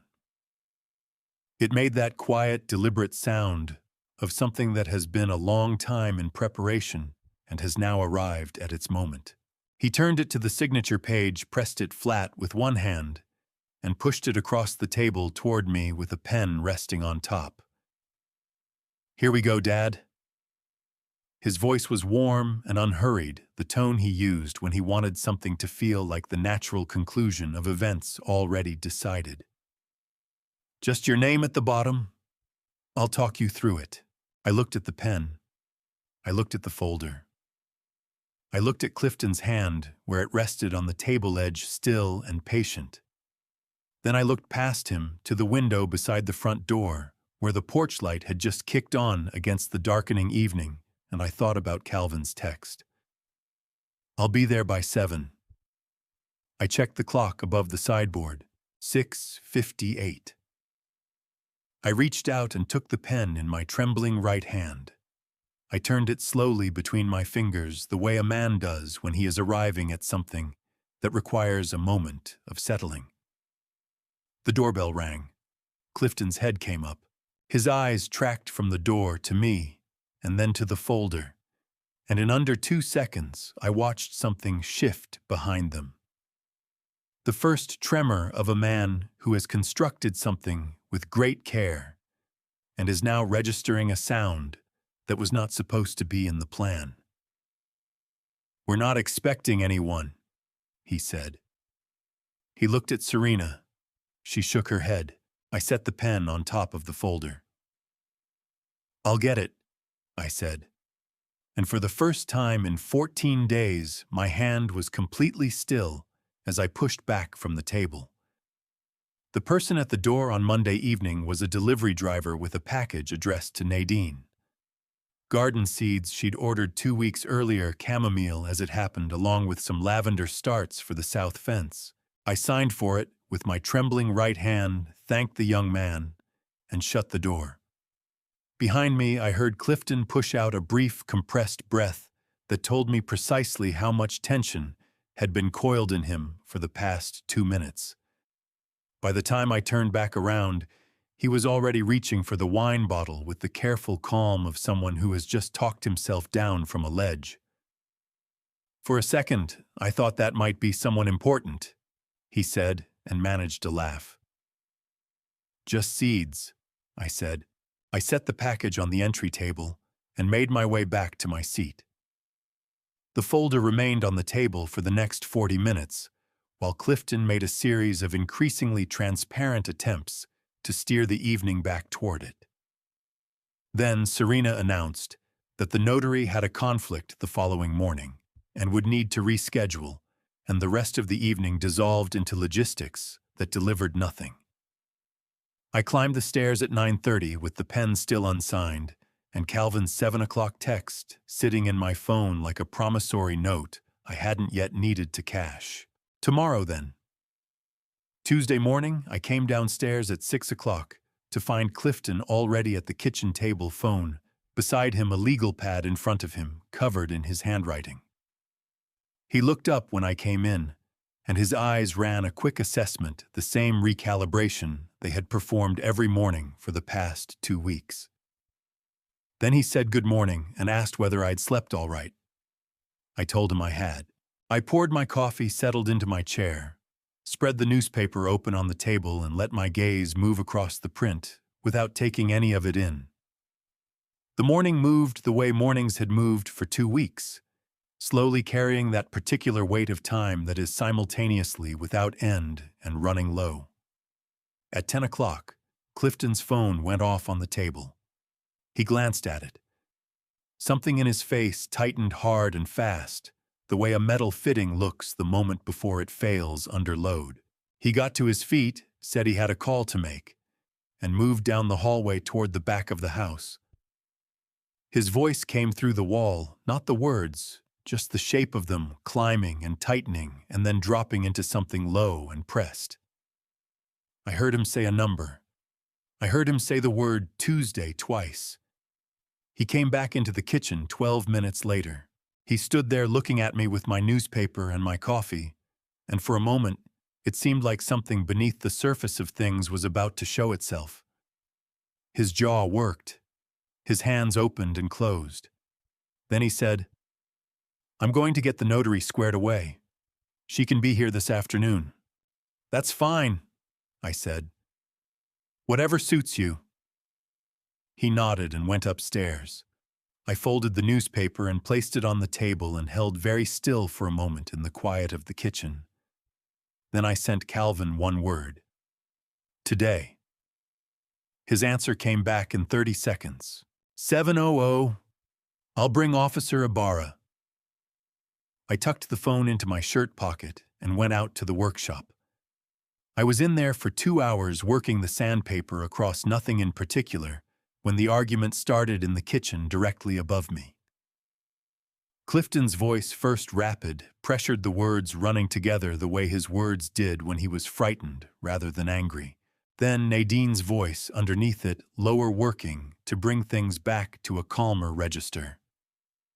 Then something I hadn't heard out of Clifton before, a sound, pitched somewhere between a shout and a plea, the noise a person produces when they have moved past the point where composure is something they can spend. I put the sandpaper down. I heard Nadine say, "No," clearly, flatly. The word arriving with a weight that was unmistakable even through a floor. Then a different order of sounds. A cabinet opening a drawer, pulling out the familiar rattle of the thermal carafe I kept on the kitchen counter. The one I filled with water each morning and brought to the workshop, the one Nadine topped up for me without being asked, because she knew I'd forget to drink when I was in there working. I was already moving for the basement stairs when I heard Nadine's voice change. Not a word.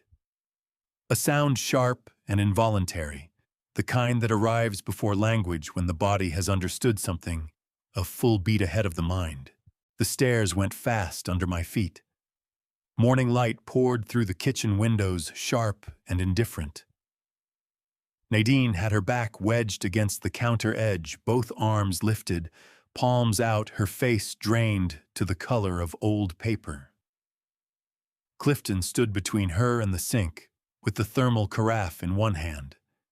His other hand gripped a small, dark bottle I had never laid eyes on, not the one from before, which had been tiny, but something newer and bigger, its pharmacy label half scraped away. "This one moves quicker," he was saying, and his voice had the particular tremor of a man who has watched his options close off one by one and understands there are none left. "It won't do any damage. A few hours of cooperation, that's the whole ask." "Okay, Clifton?" Nadine's voice carried no inflection at all. "What you have in your hand right now is not what you brought to me before. This is not some drops stirred into a cup. I couldn't tell you what that even is. It doesn't matter." "It does matter." Her palms stayed up. "The dose you're describing could put his heart into arrest. Are you hearing me? He's 72 years old. He's had a full life." Clifton's voice cracked at the edges. "Mom, You have to let me handle this." The room locked into silence. I held my position in the doorway and studied my son. He hadn't registered my footsteps on the stairs. His attention was on Nadine, and hers was on him, and the doorway where I stood with one hand braced on the frame, and 14 days of carefully tended patience compressed in my chest. Like ballast, neither of them had glanced toward it yet. Nadine's eyes reached me first. Something moved across her face that I had no word for except this. It was the expression of someone who has been under the water for 2 weeks and has just glimpsed the shoreline clearly enough to choose a direction. One long second of eye contact. Then her gaze went to the carafe in Clifton's hands.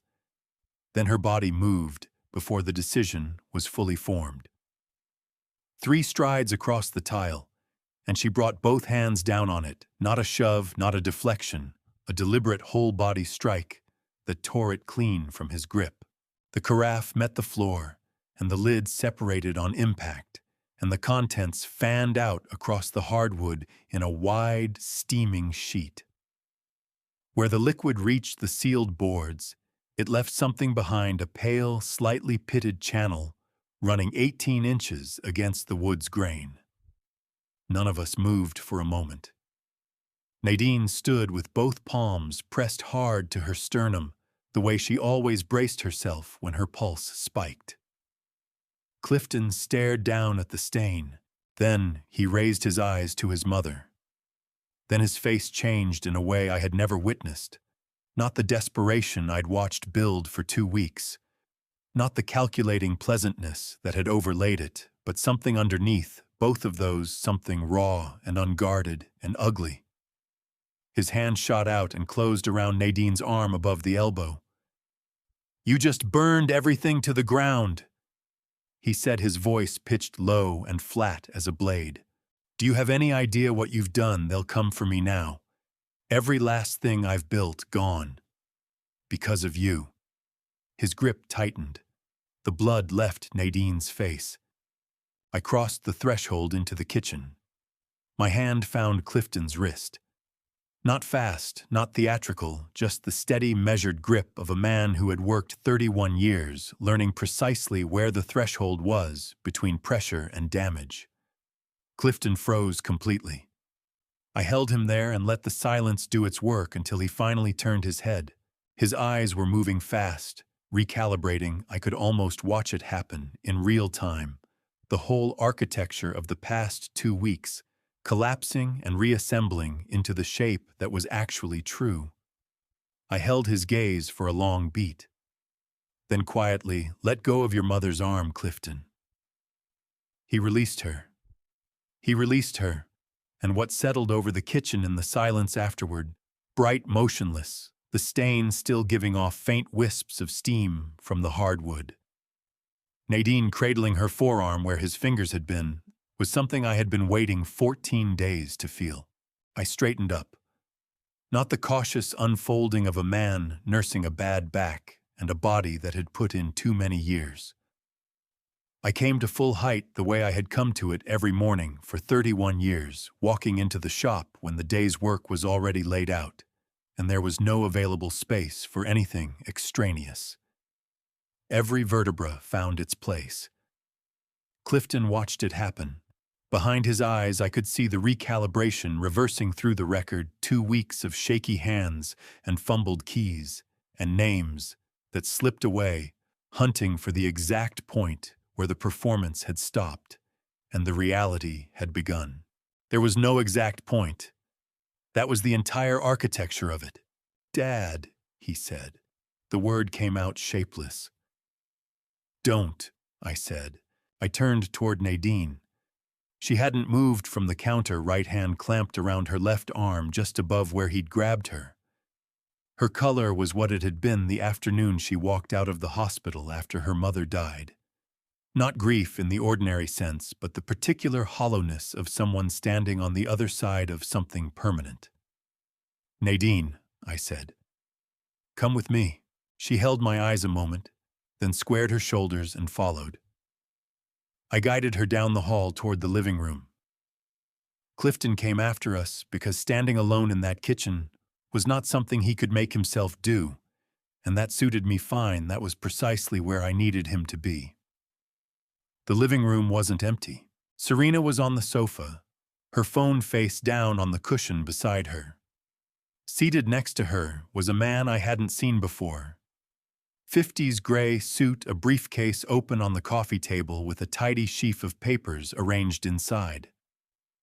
He looked up at our entrance with the calibrated blankness of someone whose profession required him to witness uncomfortable moments without registering any opinion about them. On the table, the same folder Clifton had slid in front of me the previous evening, with several pages I hadn't seen before, fastened to it with a blue binder clip. Property transfer deed. Amendment. Limited power of attorney, that word limited, doing considerable labor to make something enormous sound almost administrative. I took in the documents, then Serena, then the man in the gray suit. "You can close that briefcase," I told him. He looked toward Clifton. Clifton came forward.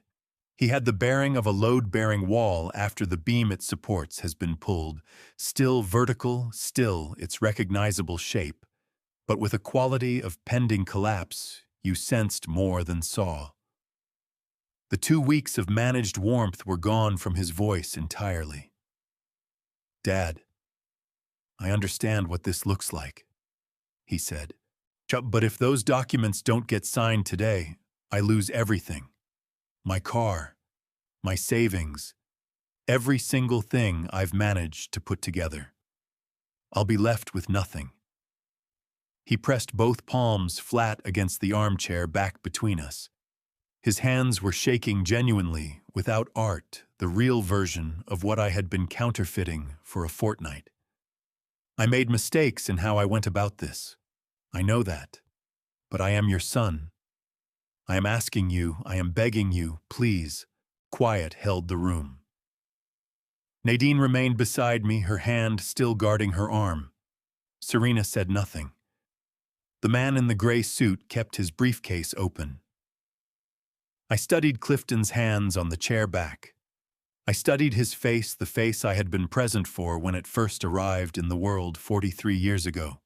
The face I watched puzzle through reading and wobble on a bicycle, and absorb loss at a chessboard, and which had become somewhere across those decades, the face of someone I couldn't fully account for.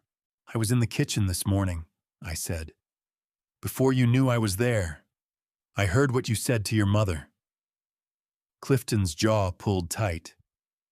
"You told her I was 72 years old," I said.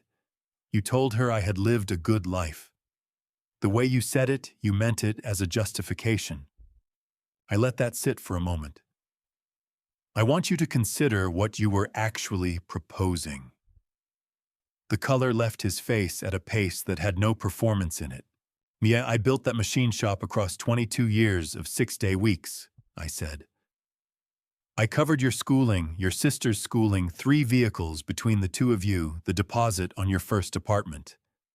I did all of it because that's the compact. You are my children, and that is what fathers do. And this morning, you stood in that kitchen and told your mother that my account was settled. That what had happened to me from here on was no longer a matter that deserved weight." I moved toward the television. "There's something I need you to see," I said. I lifted the remote from the side table and pressed the input button. Not the channel controls, not the power. The specific sequence Lloyd Tremaine had walked me through the day he finished mounting the second camera system 2 weeks back. The one that routed to a dedicated monitor feed rather than the cloud. The display shifted. 3 camera angles came up at once, arranged in a grid. Upper left. The living room shot from the direction of the antique clock. The same vantage point Garrett's hidden unit had covered 2 weeks earlier, now replaced by Lloyd's newer equipment. Upper right, the kitchen from above the refrigerator, taking in the counter, the sink, and that stretch of hardwood where a pale, pitted mark was still plainly visible on the floor. Lower center, the corridor outside the workshop, a timestamp burning white numerals in the corner, and running on a loop from the recording buffer in the upper left the kitchen 45 minutes ago. Clifton's hands on the carafe. Nadine saying no. Clifton saying he's 72 years old. He's had a good life. Clifton's fingers locked around Nadine's arm. All of it. High definition with audio. Serena rose from the sofa. That's not, she began. Siconino. It's admissible, I said. California operates under two-party consent for audio recording in most situations, but there is a carved-out exemption for recordings made within your own home when the purpose is to document criminal conduct directed at the property owner. Calvin Starro can walk you through the details if you need him to. The man in the gray suit snapped his briefcase shut. Clifton stared at the screen. He watched himself say the words. He watched his own hands close tighter on his mother's arm. He watched Gordon Whitmore, the man he had spent 2 weeks convincing himself was losing his purchase on reality, step into that kitchen and lock onto his wrist with 31 years of mechanical precision. You knew, Clifton said. His voice had gone very quiet. From the start. From the night Garrett called me, I said.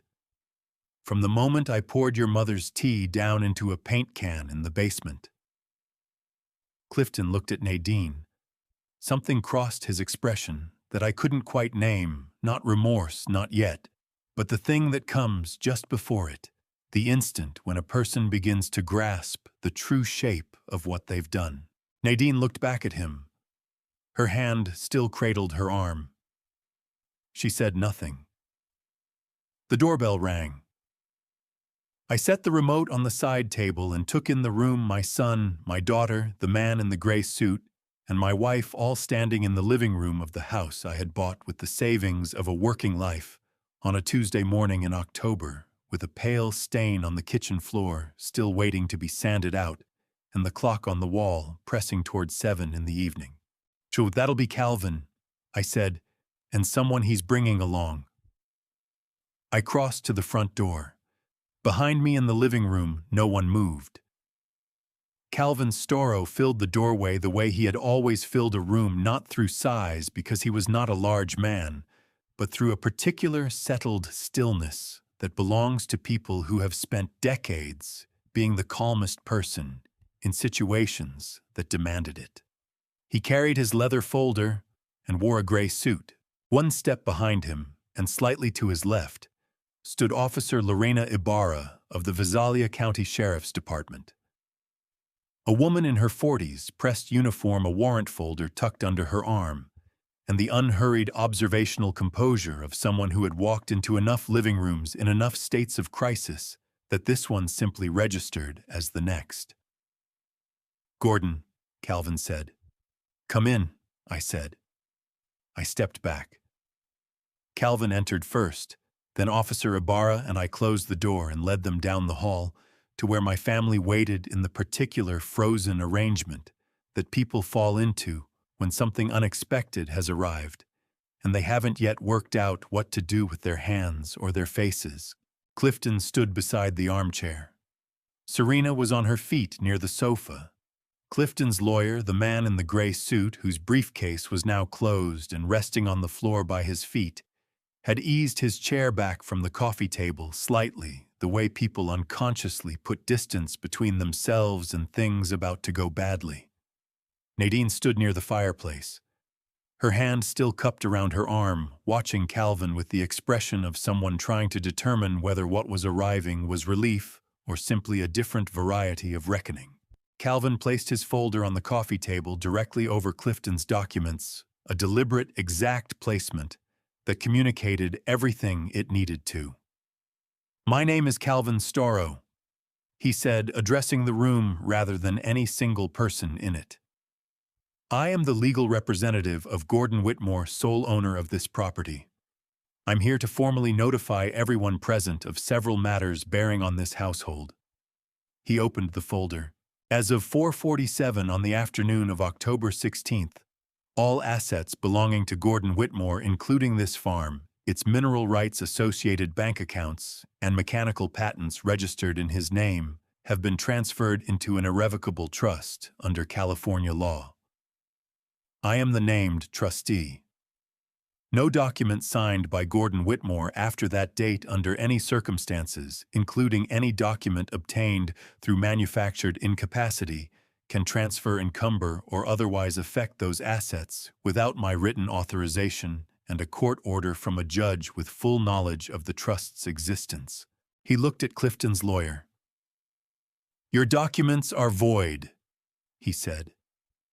They were void before they were printed. The lawyer picked up his briefcase and got to his feet.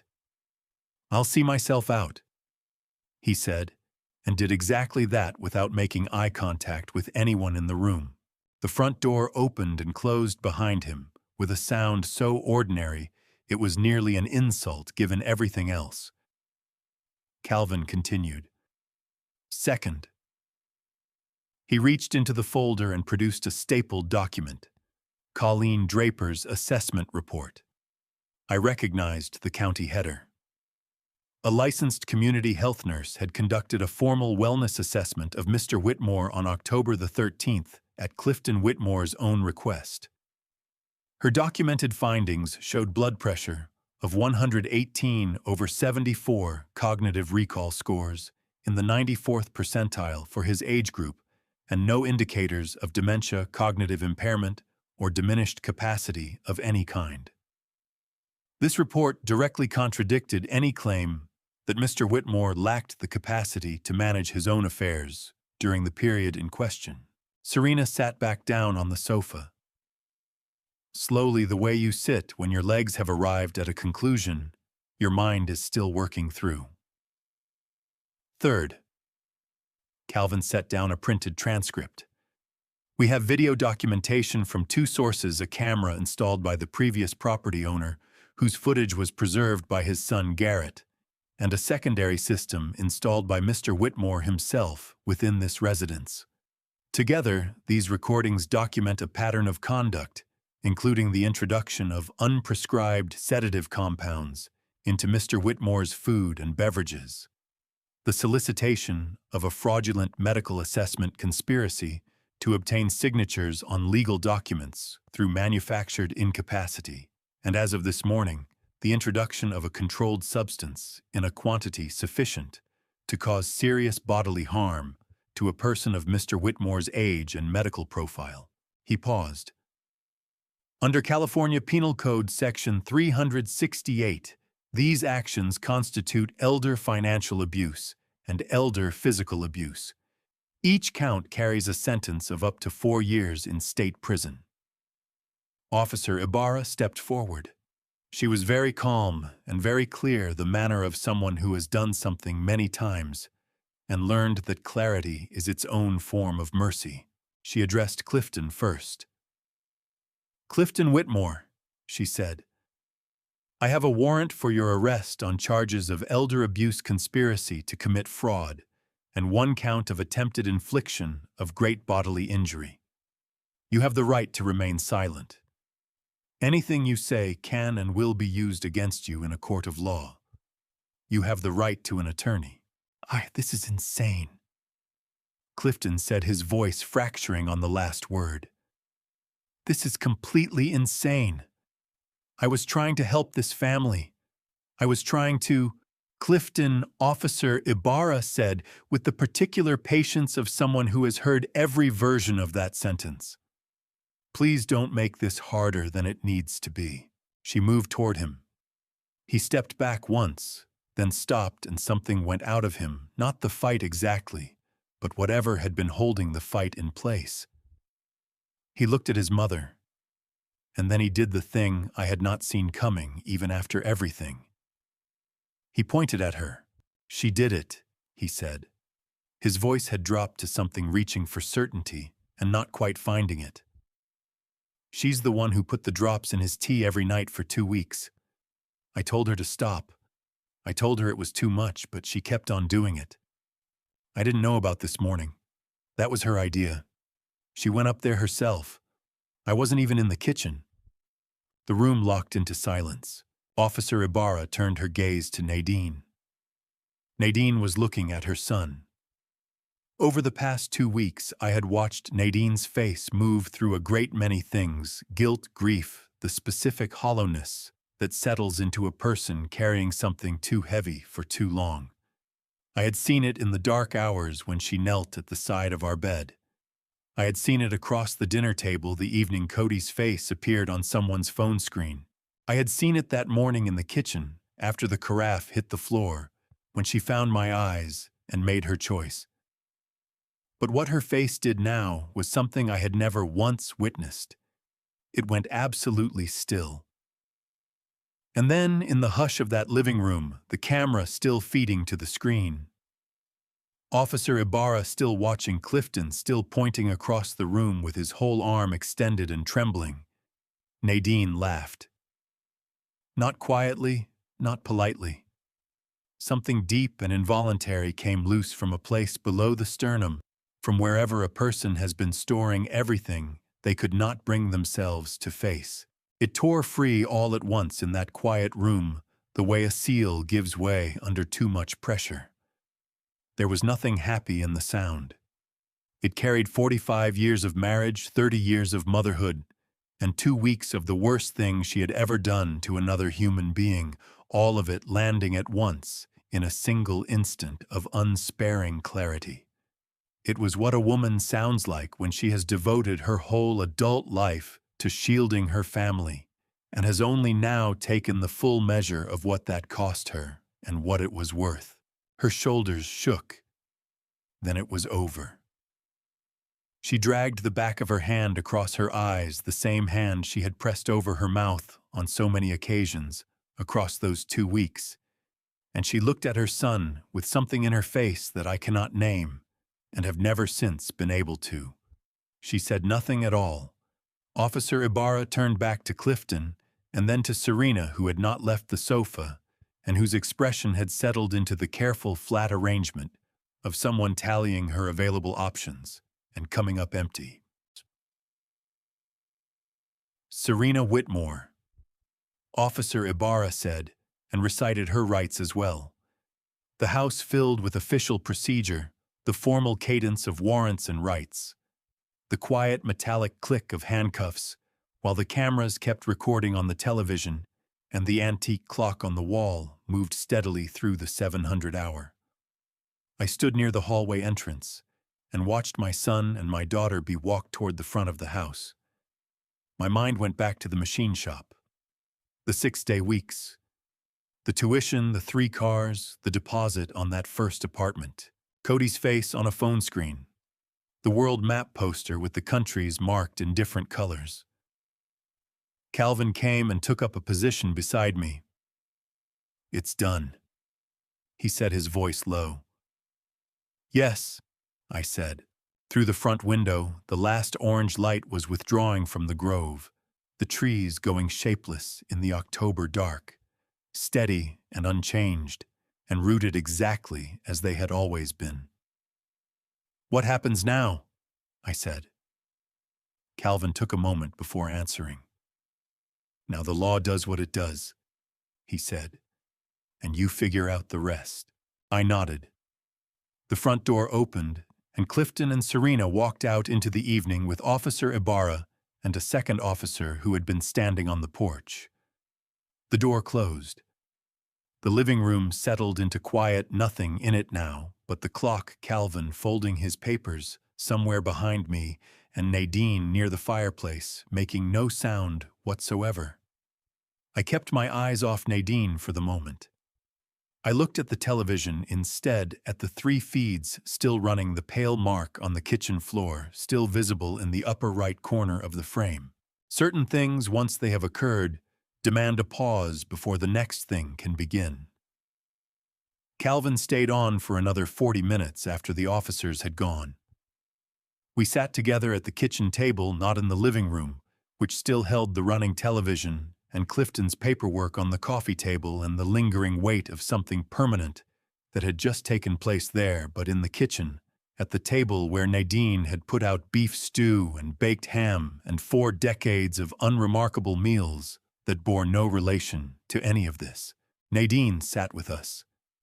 Since the laugh had broken free of her in the living room, she had not uttered a word, and she did not utter one now. Both hands circled a mug of tea she had brewed for herself.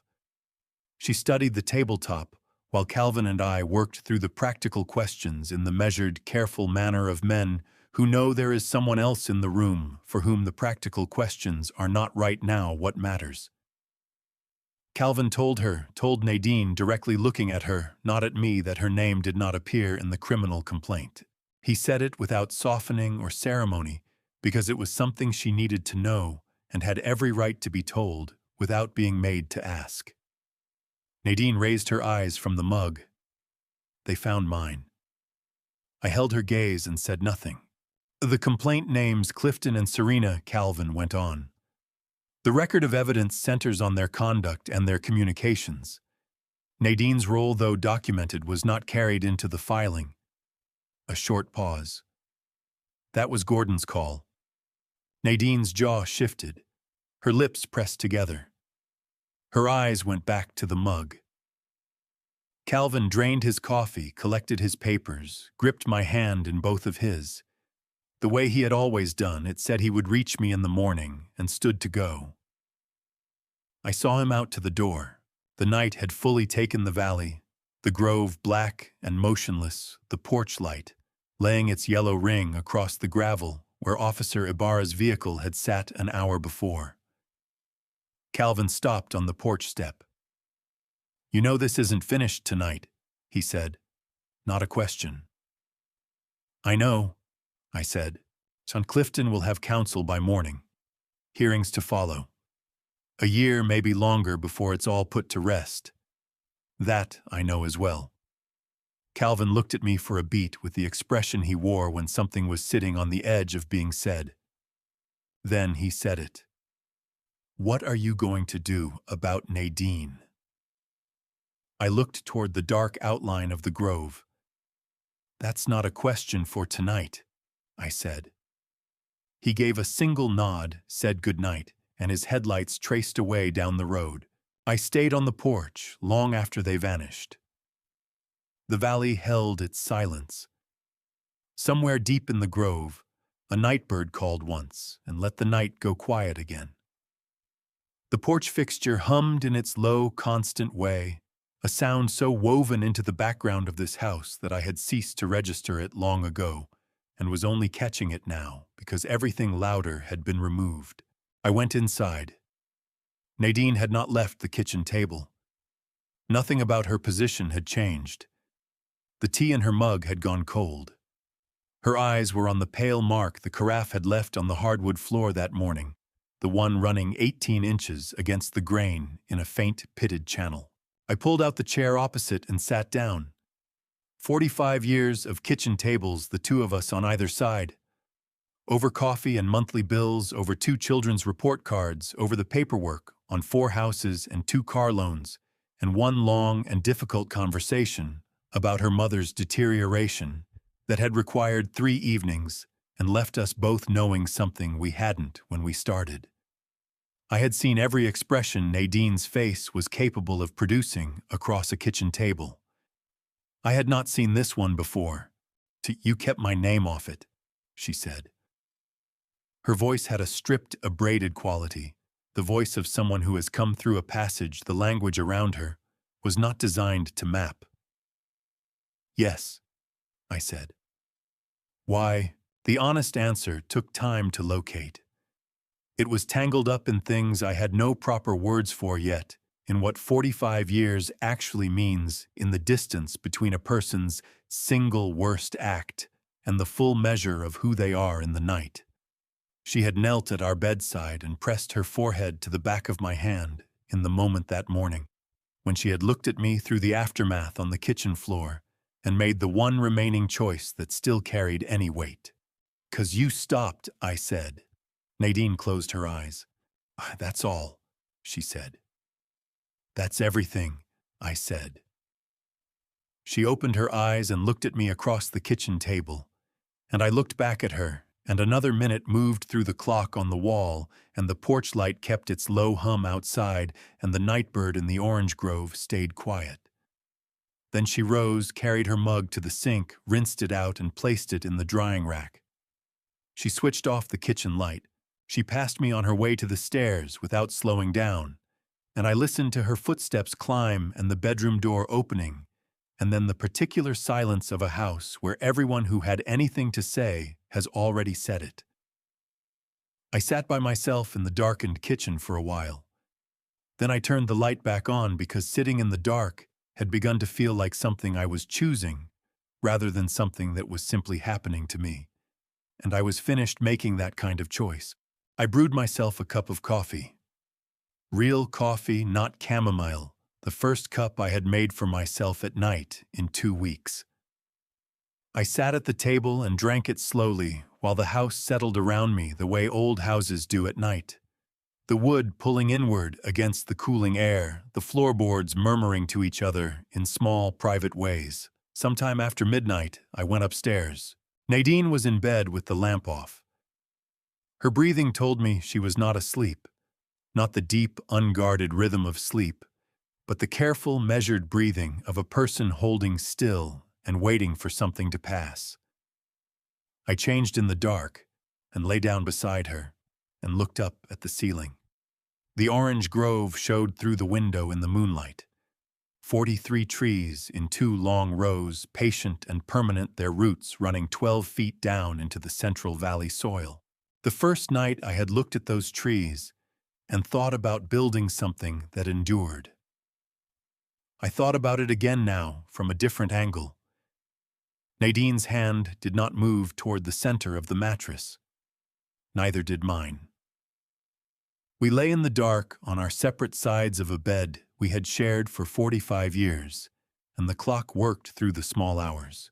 Around 3 o'clock in the morning, I heard Nadine's breathing gradually flatten and slow toward sleep. I stayed awake until the first gray seam opened at the edges of the curtains. Then I got up quietly, went down to the kitchen, and put the coffee on.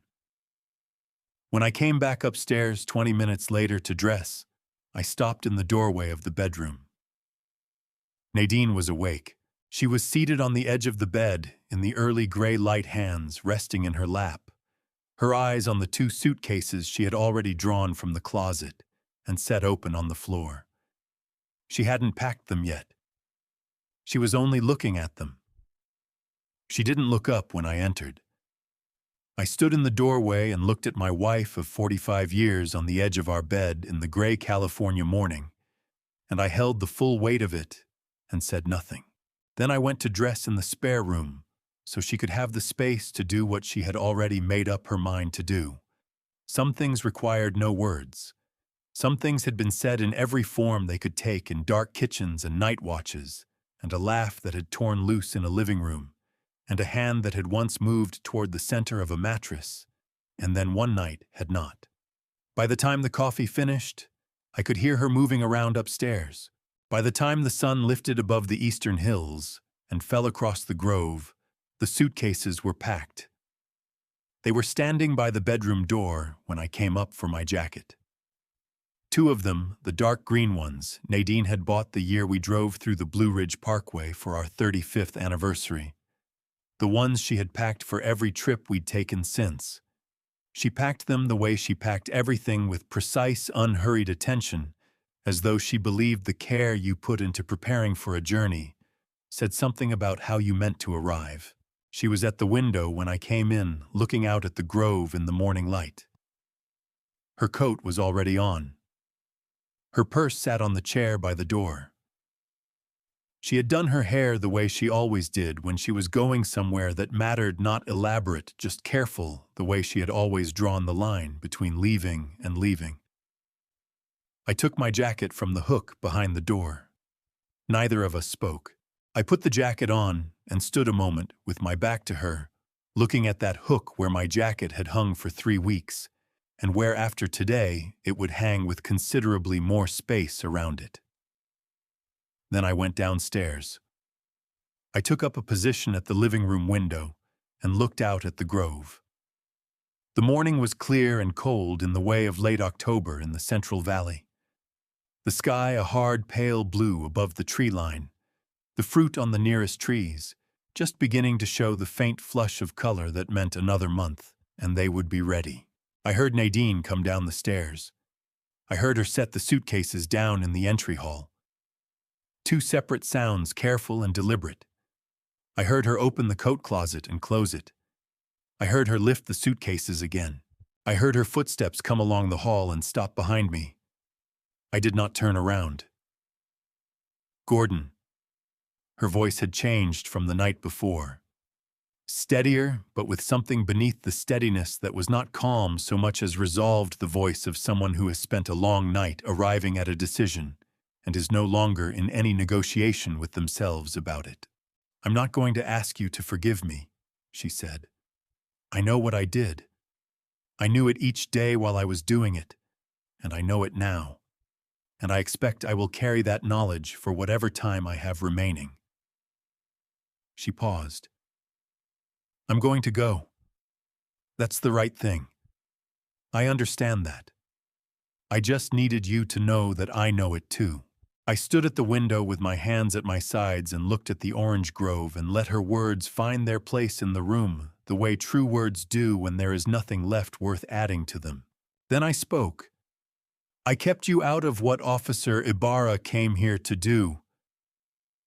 I said, "Because you stopped.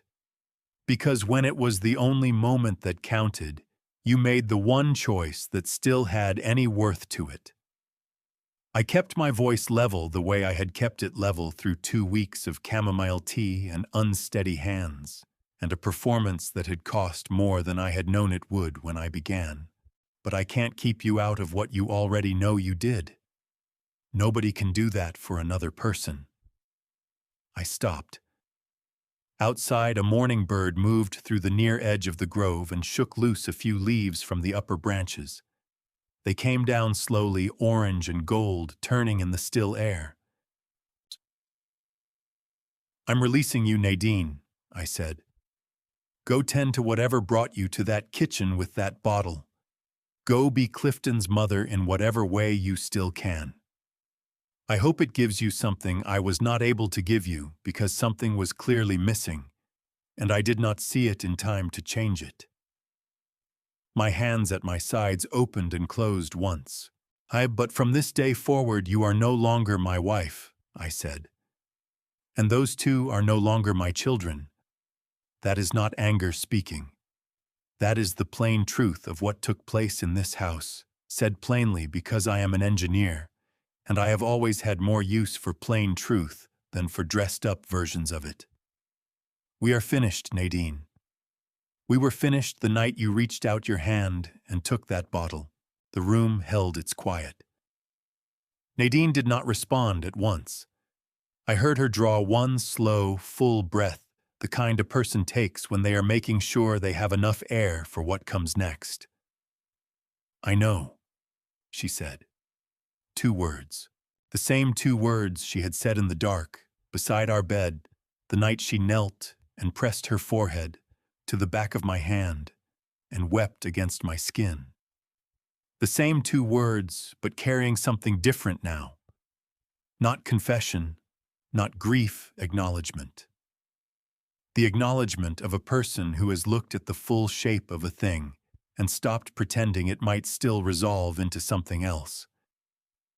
I heard her lift the suitcases. I heard her walk to the front door. I heard it open that slight resistance the weather stripping gave the part we had not yet replaced. Then her weight on the porch boards, then the steps, then the gravel under her feet. And then the door closed. Not forcefully, not with any drama.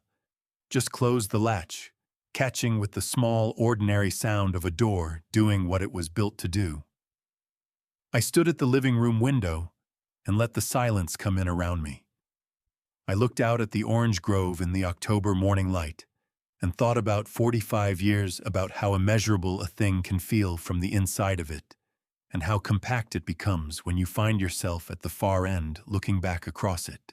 The dried lavender and white ribbon wreath Nadine had hung on the front door within the first 2 days of moving in was still there.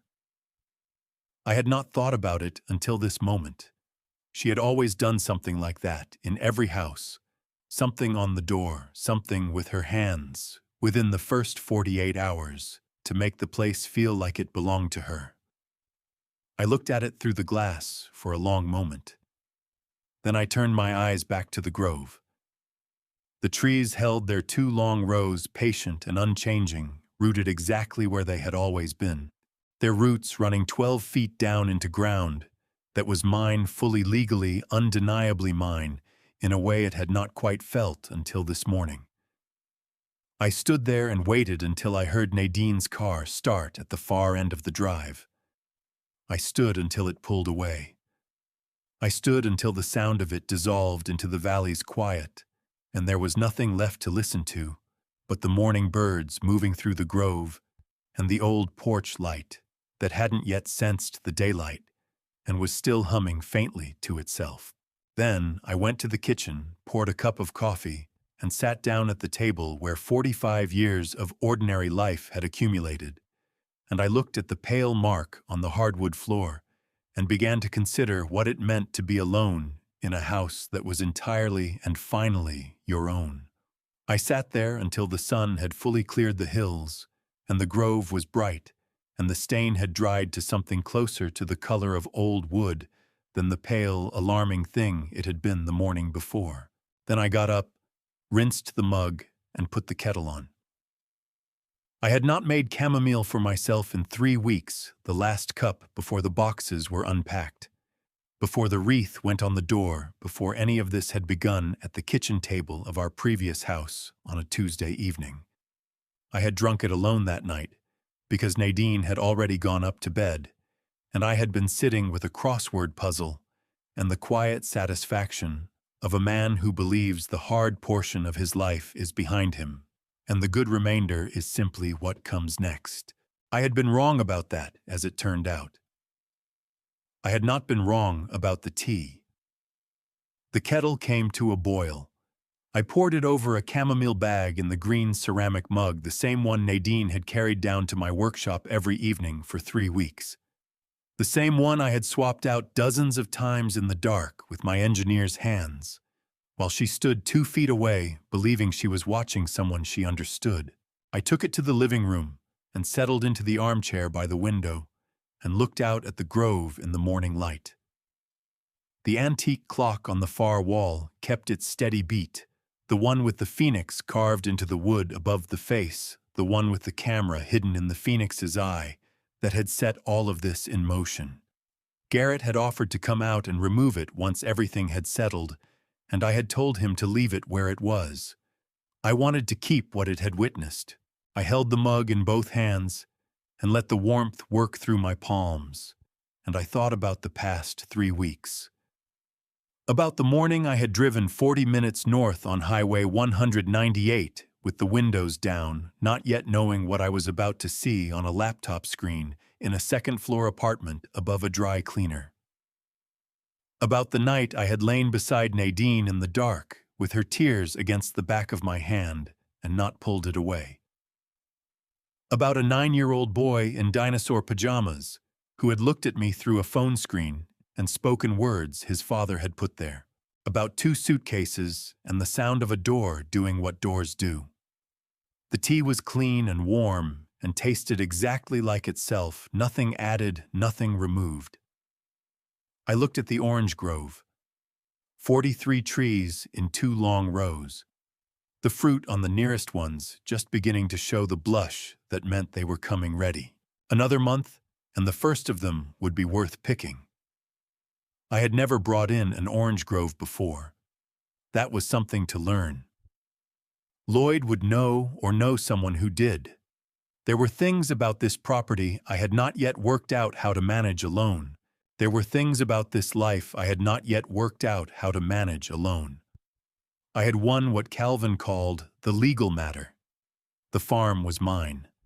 The trust held. Clifton and Serena would face what the law required of them.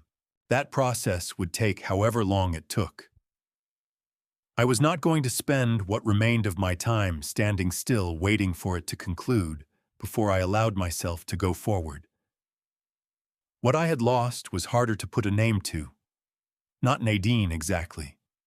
I had lost Nadine sometime before this. The night she reached for that bottle, she had surrendered herself to a love for her children so complete, it eventually consumed everything it touched, including itself.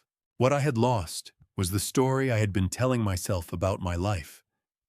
The chapter I had been so certain was the quiet one. The future I had pointed myself toward on a California highway 3 weeks ago, convinced I had arrived at last. That story was finished. But the orange grove was still there. The floor wanted sanding. The barn roof had 3 loose shingles Lloyd had flagged on the second day. The chamomile seeds Nadine had ordered were still in their packet on the entry table, lavender starts beside them, waiting for the south fence line. I was going to put them in the ground regardless. Not for her. Simply because they were seeds, and there was soil, and it was the right time of year, and I was not going to stop building something only because the person I had meant to build it with had made choices I could not follow her into. Some things were worth building even when you were building them by yourself. I drained the last of the chamomile and looked at the clock. The phoenix gazed back with its carved wooden eye patient and fixed the way things are when they have already witnessed everything they are going to witness. This house was mine. The ground under it was mine. The 43 trees were mine. All of it earned across 31 years of exacting, honest work. I sat in my armchair and I thought about the price of seeing clearly. There are things the law cannot protect, and no court can give back. Things that exist only in the weight of another person, sharing the same house footsteps on the stairs that aren't your own. In the small proofs of a life held in common, a mug left in the drying rack, a paperback on the nightstand, the smell of beef stew in the slow cooker since noon. Those things were gone now. I had won the farm and lost the family. Trust at this age is not a thing you go out and replace that particular willingness to believe the person sitting across your breakfast table is who you have always understood them to be. That willingness is its own kind of wealth, and I had not grasped its value until it was no longer mine to spend. I did not regret what I had done. I would do it again without changing a single step. What I was left with was only this, the quiet, the clock, the grove outside in the morning light, and a mug of chamomile tea that tasted exactly like itself. If you've stayed with me to the end of this story, then you already know it didn't finish the way Gordon had imagined when he signed the papers on that farmhouse and drove down into the Central Valley with Nadine beside him. He won the farm. He kept the ground under his feet.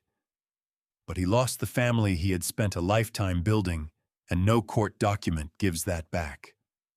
I believe God places certain moments in a life not to break us, but to show us exactly what we are made of and what we were willing to overlook for the sake of love. That is what this family revenge story costs to tell. And it is why these grandpa stories stay with you long after the last word. Here's what I take from Gordon's journey, and I offer it to you plainly.